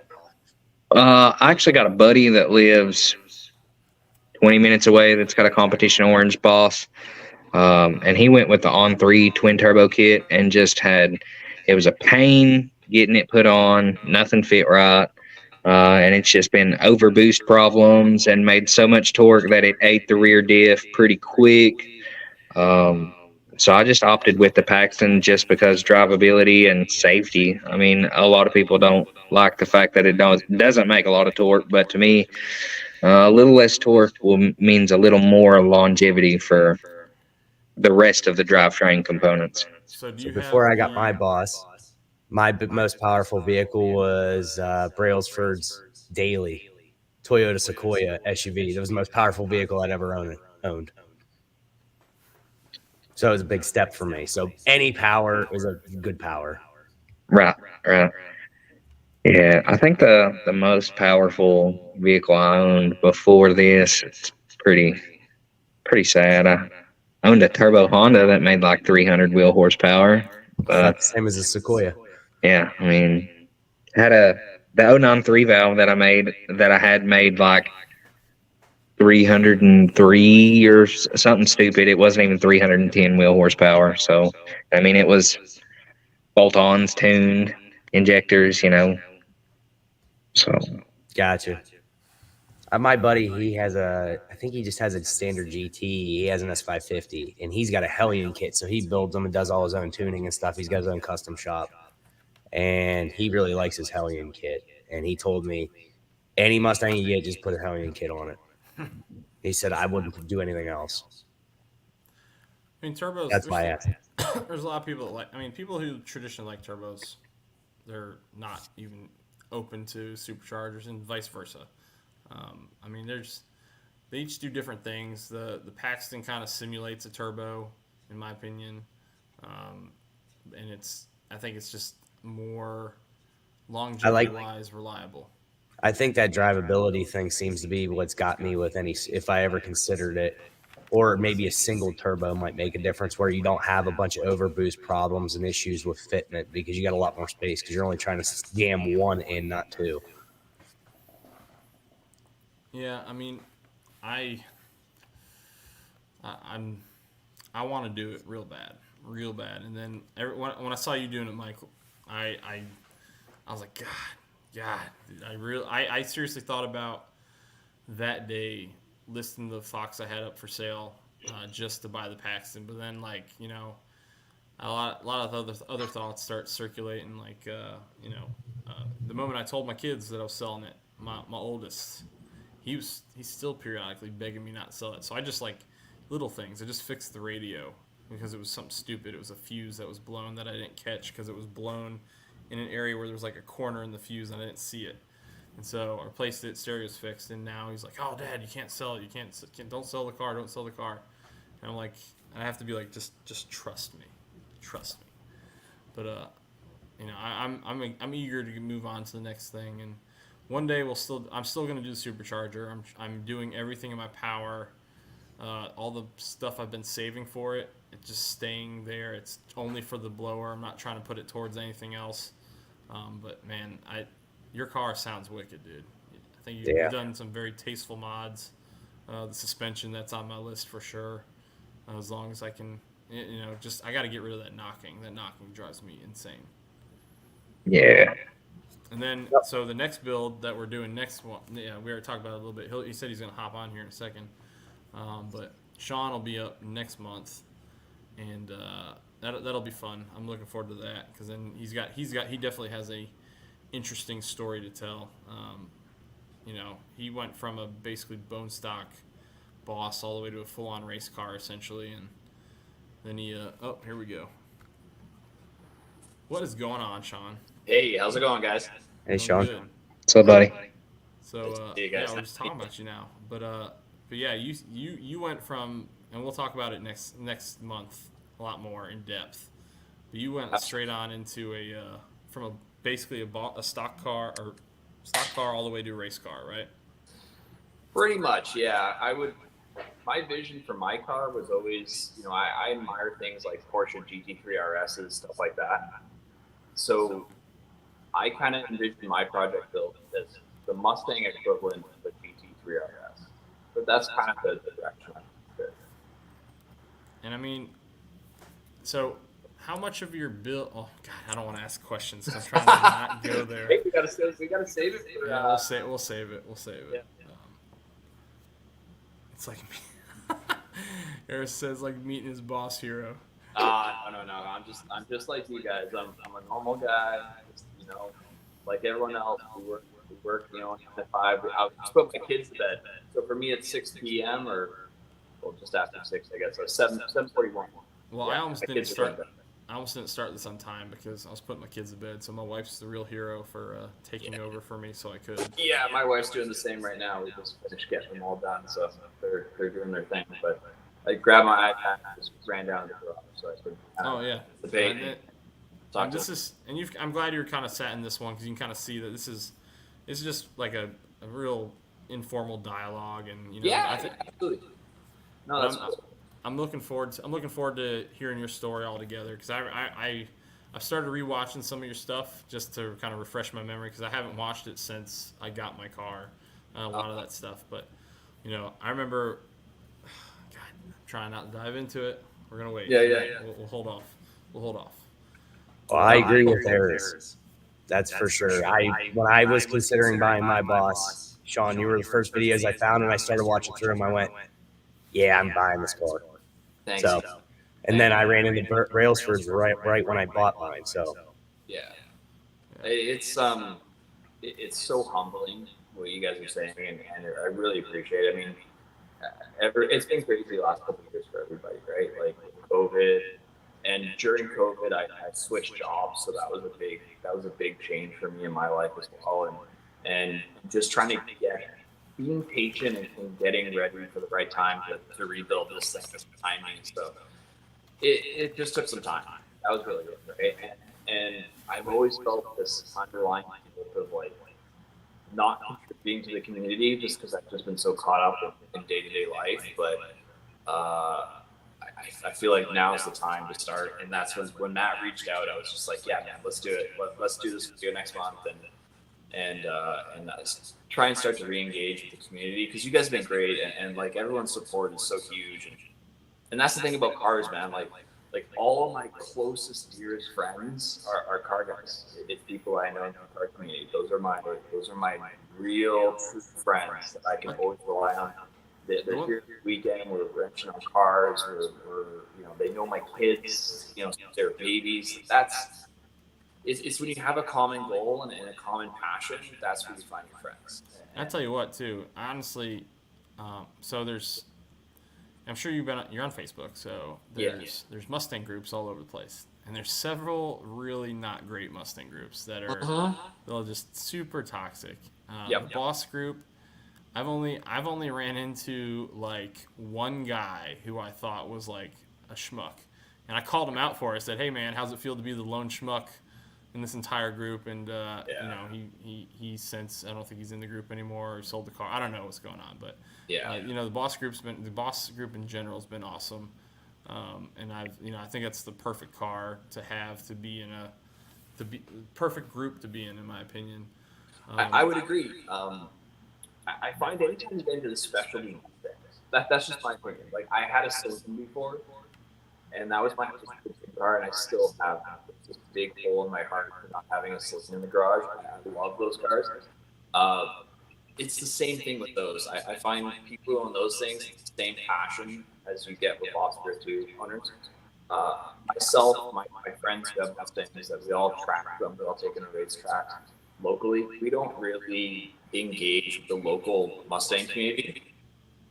I've gone to a couple shows, and as soon as I show up, they're like, "Sick car, can you do a burnout?" No. Like I got $1,000 worth of tires in the back. I'm not doing a burnout. Are you paying for them? They're like, no. I'm like, well, no, I'm not. Well, so the funny thing is, right? You were doing YouTube, and I was always of the mind like I will never do something like that. And then COVID happened right around the time. Like I think you had your incident right before that, right? Yeah, July 1st, 2019. Yeah, so I was bored, literally nothing to do. Started making videos on an MGB. Then people saw the boss, said, "Why aren't you making videos on that car?" Started making videos on that car, and then I was like, I don't know how I ended up here, and now this is where we're at. And I just do it now just to basically make well edited home videos for myself, and the fact that people actually watch them is pretty crazy. But yours were it is, and I'll be honest. I made videos because I was terrified to be on film. I like it because I think it's a self-improving thing. I was watching your initial stuff, right, and I could tell there's probably some stuff that I'm sure you went back and watched now, and you're like I have the same stuff. I did a floor pan video, a welding video, and I'm like, gosh, is that how I talk? Like when I interact with people, is this what they're hearing? This is brutal. Yeah. So it's nice to be able to like point that stuff out about yourself and fix it later on down the road, and you can see marked improvement. Yeah, and just it, right? And I did it mostly because one, I had this fear of being on film. I didn't want to. I need to overcome it, and then two, I'm like you guys. I spend most of the time on YouTube. I'm watching videos. I'm like checking out videos on cars, right? I'll watch a video, on an exhaust system. Oh yeah, okay, that's really cool. And I just found that there was a gap in the Boss Beer 2. It's like there's nobody making decent content on this car. And I was like, well, why don't I do it? Like if nobody's making it, why don't I do it? What's stopping me from doing it? And so that's what started. And I think I made my first video on April 17th, the anniversary of the Mustang.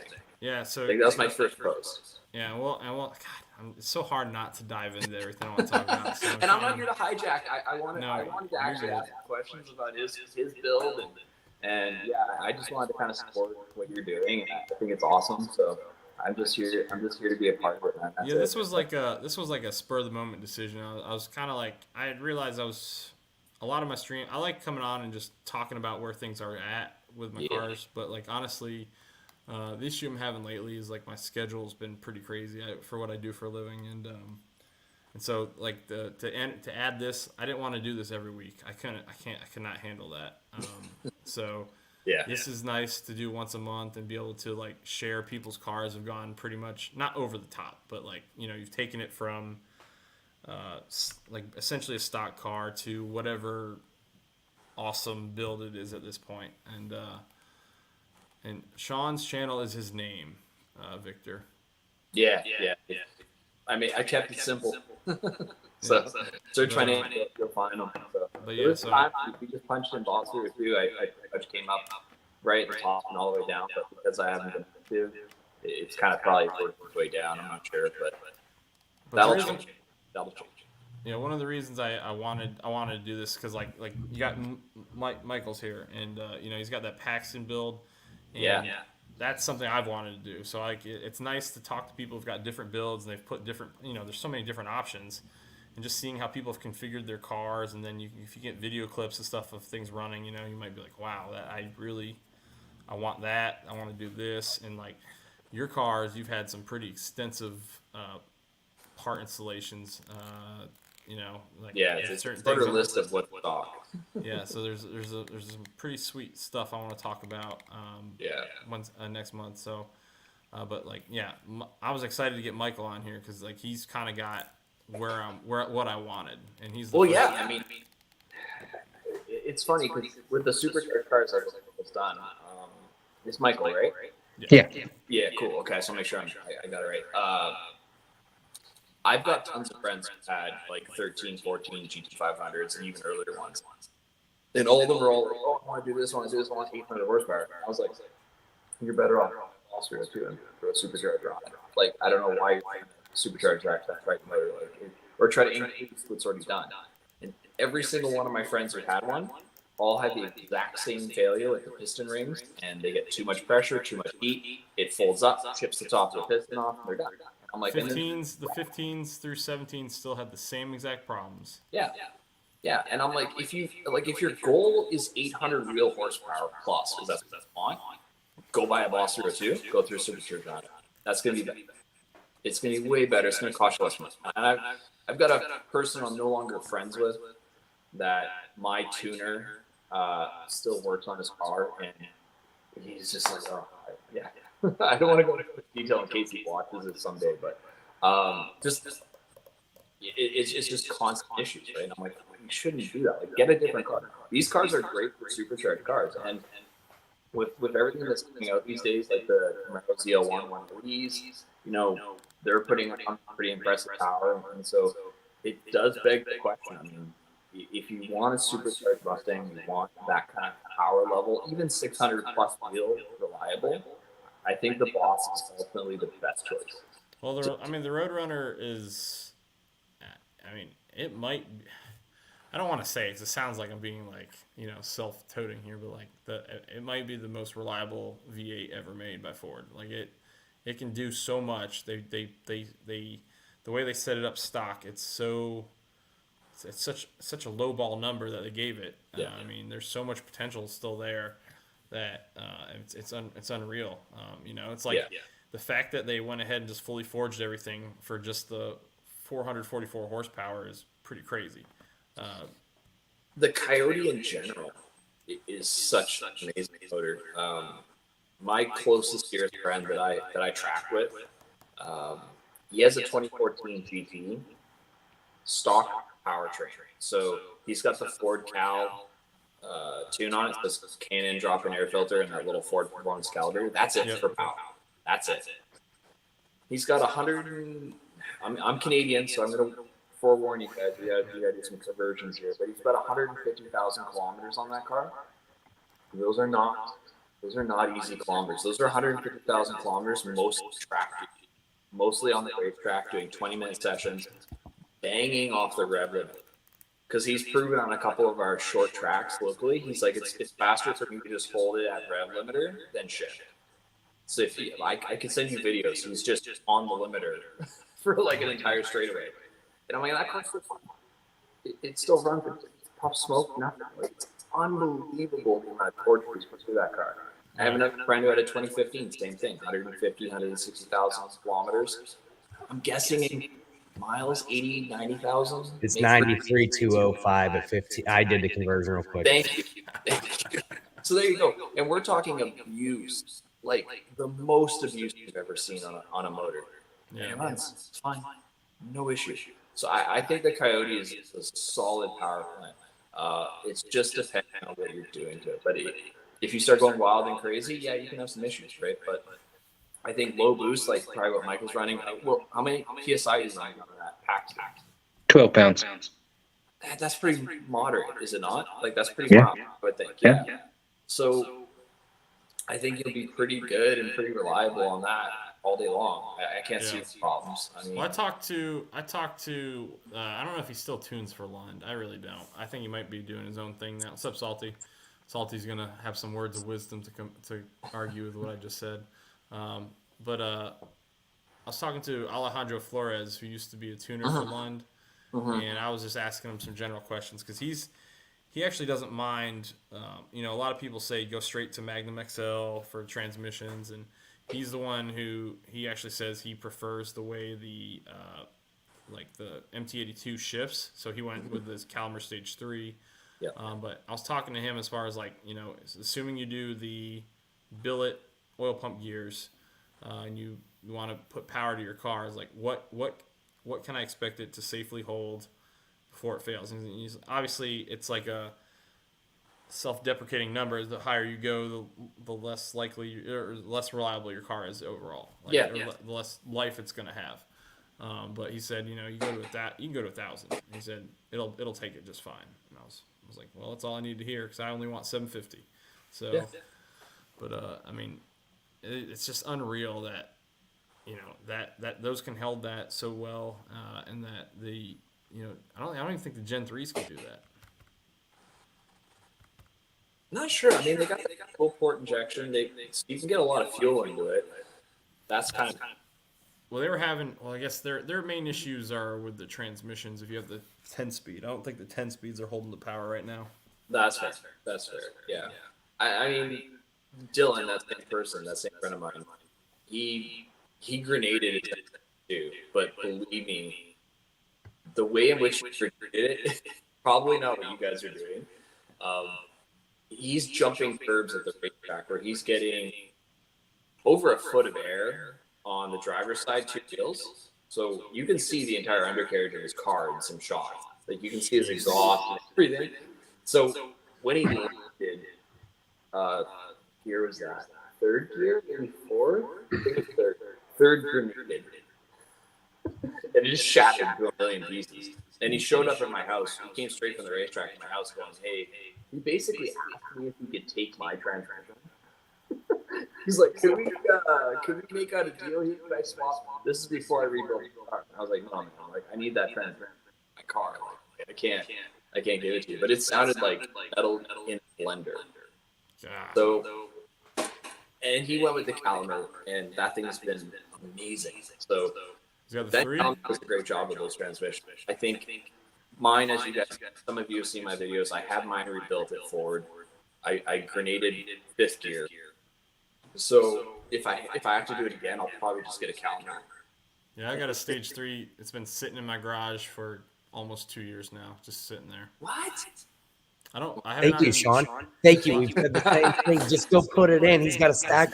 He's the only person I know that just stacks up parts people dream of have just to stare at. No, I mean I don't know. I was thinking about it because my goal is what Michael has here on his car, right? And why put any wear and tear on it right now if I don't need to? Like my stock trans, I've had no issues with it. I still can.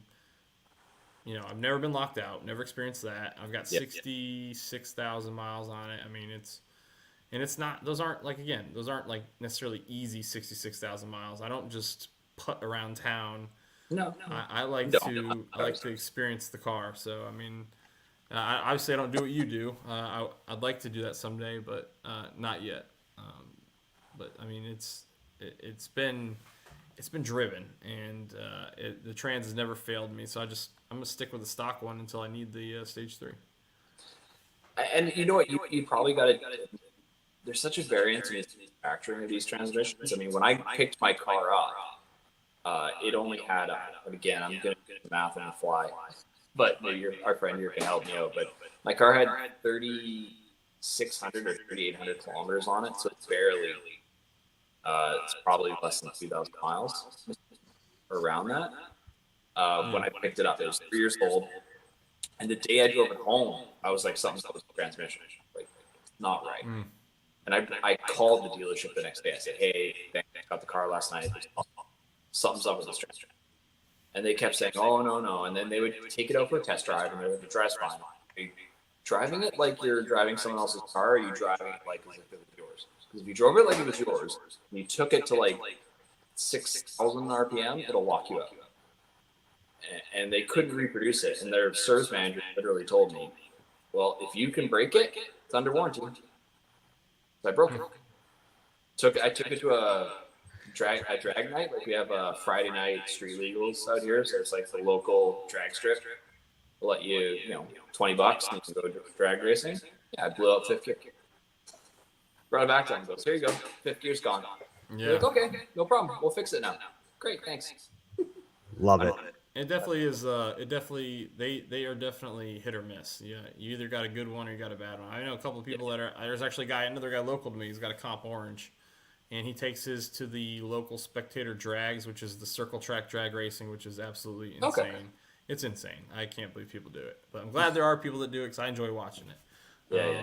But he takes his out there, and he's got 130-something thousand, I think is what he said, and he's out there banging his gears just with the best of them and no issues. I mean, he experiences the lockout, so I'm trying to sell him the short throw shifter that Eris sent me. Okay. But I mean, other than that, like, he's not having any issues with the gears as far as inability to put them in. And Yeah. When the technician laid out all my gear sets on the table, he's like feel these, and they all had just horrible machined edges. Like he's like, these are just bad from the factory. yeah, So they replaced the entire gear set. So that was essentially I have an entirely rebuilt transmission board. To what extent that means, I don't know yet. But Mike, what have you done? I missed maybe the first half of your stream, so I'm apologizing if I'm asking questions you guys have already answered. But what have you done transmission wise to back up this setup? Okay, so transmission wise, I actually had the same thing that you had happen to you. Trans just didn't feel right. And at about 26.5, somewhere around there, 26,500 miles, same thing. I was out. They told me, hey man, you paid for the warranty, so if you can break it, same thing. Pay your $100 copay, and we'll get you a fresh one in or rebuild that one. So sure enough, took it out, was beating on it, and went to hit fifth. And she wasn't there anymore. She left the chat. Oh shoot! Hold on, Yeah. guys. I'll fix the audio. So Someone said there's Yeah, echo. might be your echo canceled. Yeah, I gotta turn I've it got back. a wild setup in mind, man. Like Matt, you've kind of re-energized me on getting back into this stuff. I've already got a bunch of stuff to get a really cool camera setup for when we do ours. I don't know. I'm a tech. Just so some people may not know, I work in tech. That's my day job, 9 to 5. So I'm a tech geek at heart. Cars and tech. Those are the two things that I'm good at. What do you do what do you do exactly with tech, if you don't mind me asking? It's an interesting one. So I work in the automation audio video industry. So, but the ultra luxury end. So I'm doing in the Vancouver market. I'm working on $30 to $60 million homes. Yeah. So I'm assuming you're doing like big, like you're doing like home theater, like movie theaters and houses that people want and stuff. God, that'd be a dream job of mine. Like a $1 million theater room is pretty common for us. Yeah. Yes. Yeah. So before, when I was making my videos, I was working for a distributor. So we represented manufacturers. So I would design systems. So if somebody came to me and they wanted to design an audio video system, mostly in commercial, I did residential, don't get me wrong, but the majority of my requests were to, we've got an office space, or we have an arena and we need audio throughout the entire arena. Like, I would design all of that. So that was kind of what I've been in that industry for like 18 years now. So that's kind of, so cameras, all this gear and, video conferencing, kind of like what we're doing right now. This stuff's kind of like my bread and butter. It's what I enjoy doing. But yeah, during COVID, I left that company, joined one of my customers who's growing his business. And we do some of the mega stuff. I'm out on the west coast of Canada, so I'm in the Vancouver area. Yep. If you ever look up Vancouver, there's some insane homes. But yeah, that's kind of what I do for the day to day. So you can kind of see like, I got my orientation on some speakers and stuff like I've that. seen that. Yeah, my garage is all kit. My house is all kit. It's just what I do. I've got surround sound in my garage here, so Yeah, there's a TV. Like you can see the box I built behind me, and then there's a TV there, but you can't see it because it's black. Okay, cool. So because the lights aren't on. So yeah. It pays the bills. I've been in it forever, and it's been a industry that I didn't intend to get into.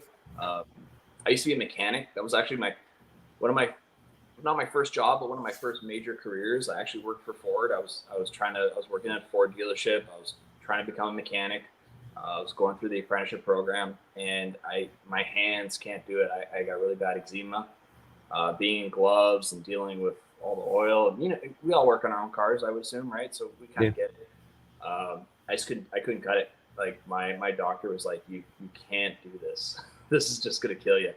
My blood was coming out of gloves, and they're like, you can't do it. I was like 19 years old, heartbroken. Thought I wanted to be a mechanic, and some family members, friends were mechanics, and one was a mechanic teacher, and he met me, and I was like this enthusiastic kid at 19. I was just so into it. He's like, you shouldn't be a mechanic. And I'm like, why? He goes, you love it too much. You love it way too much. It's going to kill it. You're not going to love it anymore. So I went back to school, and I fell into this industry, and 18 years later, I'm still doing it. So get to keep the cars the hobby, work on the cars on the weekends. Oh. Yeah. Oh. I'm not sure if he jumped out on purpose or not, but Mike, I'll put the link back in case you want to come back. But if not, sir, I appreciate you hopping in here. Yeah. So I was a lot like you, Sean. I was actually a heavy equipment mechanic in high school. I worked night turn. So I would work like 10 to 6 and then go to high school. So I was working on a river down on heavy equipment like loaders, excavators, dump trucks. And that's all I wanted to do.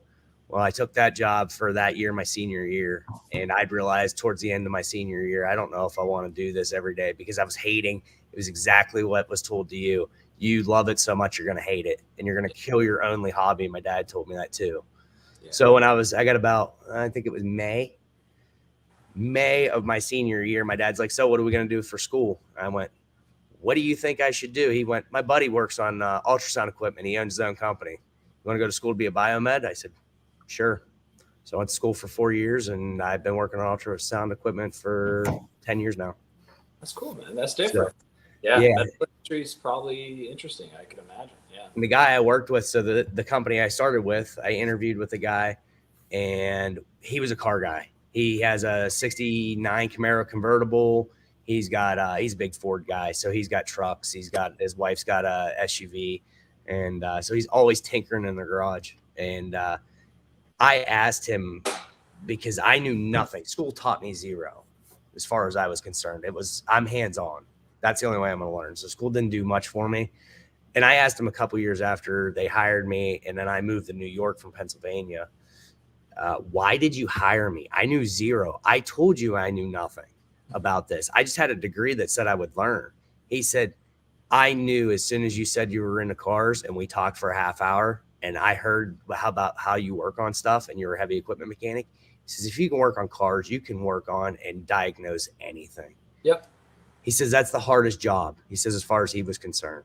And he knew that from being a car guy. So it's true. There's a certain type of mindset when it comes to just things, I call it, right? Whether it's cars or electrical components like I'm dealing with, right? It's understanding how one part relates to another and how that relationship works, right? And that's what he said. He said it was all about the troubleshooting and understanding how everything works together. So, yeah. We getting him back there, Matt? No, that's different, Mike. But I talked to him. He accidentally left the stream, but he does have to get up at 4 a.m., so he's just going to stay out. I think I'm going to go ahead and close this thing down. Yeah, it's 11 here, and I have a boring job, but I got to get to it tomorrow. So good, man. Hey, well, like I said, I was happy to kind of join in. Didn't want to hijack anything, but no, you're good, man.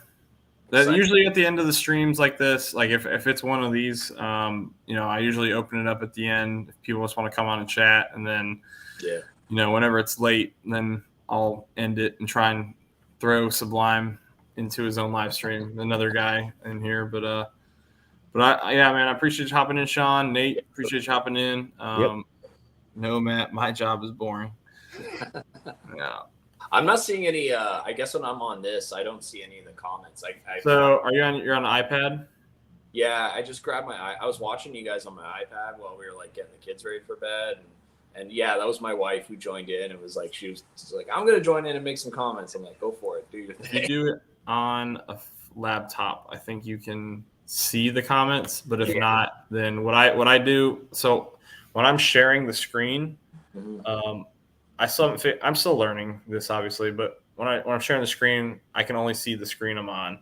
I can't see the comments, so I have my phone. You'll see me looking down, and it's not to be rude, just because I'm trying to see if people are talking about it or if people are asking questions. Because the whole point is like when you're on here is to let people ask you questions, and I don't want to keep moving on if people have questions about. Yeah, for sure.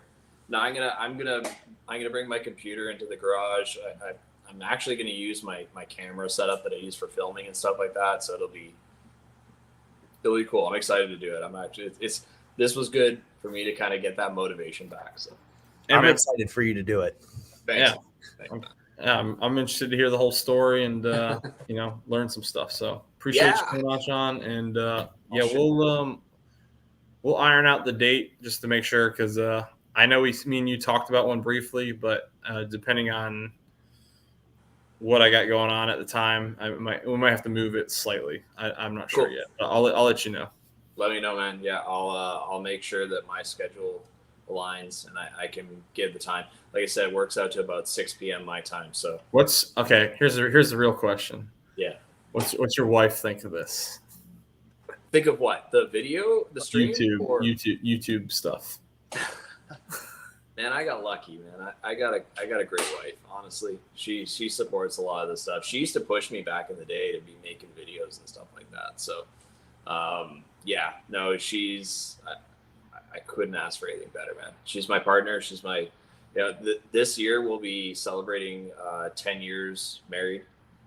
So that's going to be a big thing for us. 13 years together, but 10 years of marriage. We've got 2 kids, so I couldn't ask for anything else, man. I'm super happy. Yeah, congrats. Yeah, I hit 10 years last year.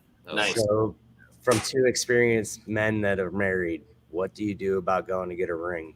Because I'm in that boat right now. You want to know how I did it? You want to know how I did it? If you do what I did, you better never let her find out that you did it this way. I went to a pawn shop, and what I did is I took a old ring and I removed said diamond from an old ring, and I had it cleaned up, because a diamond's a diamond. Diamonds are forever. Yep. And I took a large diamond from an old ring. I had it cleaned up because it's like a fourth the cost of a brand new one for whatever reason. And then I bought a new band and set diamond onto a new band. Yep. And you will save. I like that idea. I'll tell you this, Nate, and I will back what Matt has said. I've been in a lot of relationships. I've been in some serious committed relationships with a few girls, and one of the big kind of warning signs that I would say I'd see is a girl would tell me, I need a $10,000 ring or I won't say yes. And I'd be like, all right, well, see you later. When I met my wife, she's like, I don't care about the ring. She's like, I know I need a ring. She's like, I want to be married. I want to build a family. I want to build something with you. The ring is just a symbol, right? So I'm the one that actually worries about this stuff.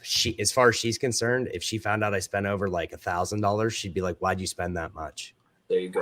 That's the way she is. She's like your wife, aware, like she's pushed me to do YouTube because I always am helpful to people. She's like, I feel like there's other people out there you may be able to help.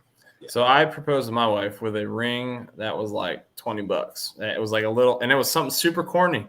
You're not ready for this. Super corny. There was a ring. It was tied into a knot. It would look like rope. It was tied in a knot. And I wrote like the corniest message in the world in the box too when I proposed. I didn't have money, man. I had literally so I was in college, and we're getting way off topic. That's fine. That's fine. I was in college. I just commissioned in the Navy, and I actually told my boss the first week I commissioned, I was like, hey, I know that on this date of the week that my wife's at work, or my girlfriend's at work, and her father, it's his day off, and I'm going to ask his permission to marry his daughter. And so I'm driving to this house, and the moment I get to a street, I see him leaving, and I'm like, oh crap, I don't know where he's going. And I said, well, I'm committed at this point. So I'm in my uniform and I'm following him. Like, just, I have a very recognizable car. It was a huge Buick Roadmaster. Like, it's hard not to see it. It's a freaking yacht. Yeah. Wagon. And I was behind him. And this one wasn't a wagon. This was just the 4-door. But we had a wagon too. But I'm behind him and I'm like, there's no way he doesn't see me. But I somehow surprised him. I was like, I don't care if he's driving 2 hours. I'm following him. I even called my boss and said, sir, I'm on this. This is what I'm doing. I might be late. And he's like, do what you got to do. I was like, okay, thanks. And I followed him. He pulled into like an O'Reilly's auto parts store. And I said, hey, I got a question for you. And apparently he knew exactly what I was doing. And he's like, and so he let me sweat it out. He goes, hold on a second. He goes inside, he buys an oil change kit and then comes back out. He's like, all right, let's talk. And it was funny though. But I proposed to her with a cheap $25 ring. And then the ring I did get her, like I told you how I did it. I spent every dime I had on it, but it wasn't a lot by any stretch of the imagination, but it's like what I wanted to do. And I had literally just gotten my first job officially, if you don't count high school jobs. And she's not, I love my wife. She's not a frills person. So she's never needed the most bougie car, anything like that. I know plenty of people around who are around here that are like that, and she's never been that. And so, family comes first. That's why my moniker has been, I do mods on my car as fast as I can within reason. So I don't spend my paychecks on my cars at all. So if I'm modding it for this channel, it's because the revenues come from the channel. So the fact that people actually watch it to allow me to do that blows me away. And that's why I'm like always very grateful. And when people do super chats, people do super chats, and that sets me uneasy because I don't like asking. I don't ask for anything, and so it really, I was raised traditionally where everything's earned. You have to earn it, and I like to raise my kids the same way. So I sometimes have a hard time handling that. And you got some super generous people who have contributed a lot, and I put them all in the Fox Body Trunk of Fame. Saw that, yeah. But I'm probably, which now I'm kind of sad about because I don't think I'll be able to remove that trunk when I sell the car. I think it's going to go with the car, and I'll have to figure out a way to recapture that somewhere else. So if you got some photos of it, you can reproduce it. That's what I'm gonna have to do, something similar. But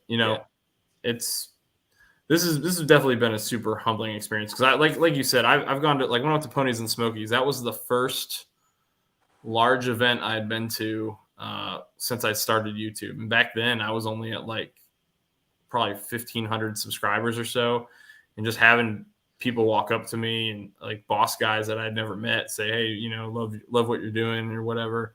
It kind of caught me off guard because I was just there to enter the show with my kid. They let me be in the inside display with him and his mini boss and me and my boss. And, so they, that was what I was there for. And so the fact, like, I showed up, and the moment I showed up, the freaking show was not till the next day. And I'm still on Sublime. We were waiting for you so you could kick off your live after I got off. But no, the moment I showed up, I'm trying to clean my car, and people are walking over saying, hey man, appreciate what you do or whatever. And so it's very humbling. It's a weird moment, isn't it? I've had it's hard to deal with, honestly. Yeah. It's really weird. We've got a Greater Vancouver Mustang Association, so it's an old tradition Mustang club out here. Since the original generation, and I'll go to those shows, and I've had people come up to me in the show and be like, "Hey, it's Sean, I watch your videos," and it's kind of weird. You're like, "Oh, hi, how's it going, man?" Well, the funniest thing was the first time it happened to me. I'm like, no kidding. I went to this show that was like 40 minutes from my house, and I'm pulling in. I'm like, oh, there's 2 other bosses here. That's awesome. And I must have I literally just started making the boss videos. Just started. I'd probably had like 5 or 6 at the time, maybe. And this guy runs up to me. He's like, I watch you on YouTube. I had 150 subscribers, 150. Yeah. Wow. And I'm like, how are you like one of those? He's like, I was like, you're one of these one guys. And actually, it struck me so bad. Unfortunately, like one of those guys ended up passing in a car wreck. Some drunk driver hit him going the wrong way. And it was like, and the part that really caught me, it was that the day it happened, I went back because I couldn't remember his name 100%. So I went back to the video that I made, and it happened a year to the day I met the man. And so I was like, man, I gotta make something. So I did another video kind of tributing to him, doing a tribute to him because they were organizing a cruise, and I was going to do everything I could to get up there for it, but I unfortunately like work got in my way and I wasn't allowed to. It was actually during COVID, so I wasn't allowed to leave technically. Got it. Yeah, but are you guys are all kind of in that same? You're in North Carolina. Yeah, I'm in North Carolina.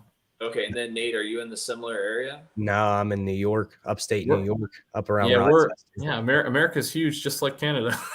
Oh man, trust me, I've been all like, are you close to Syracuse?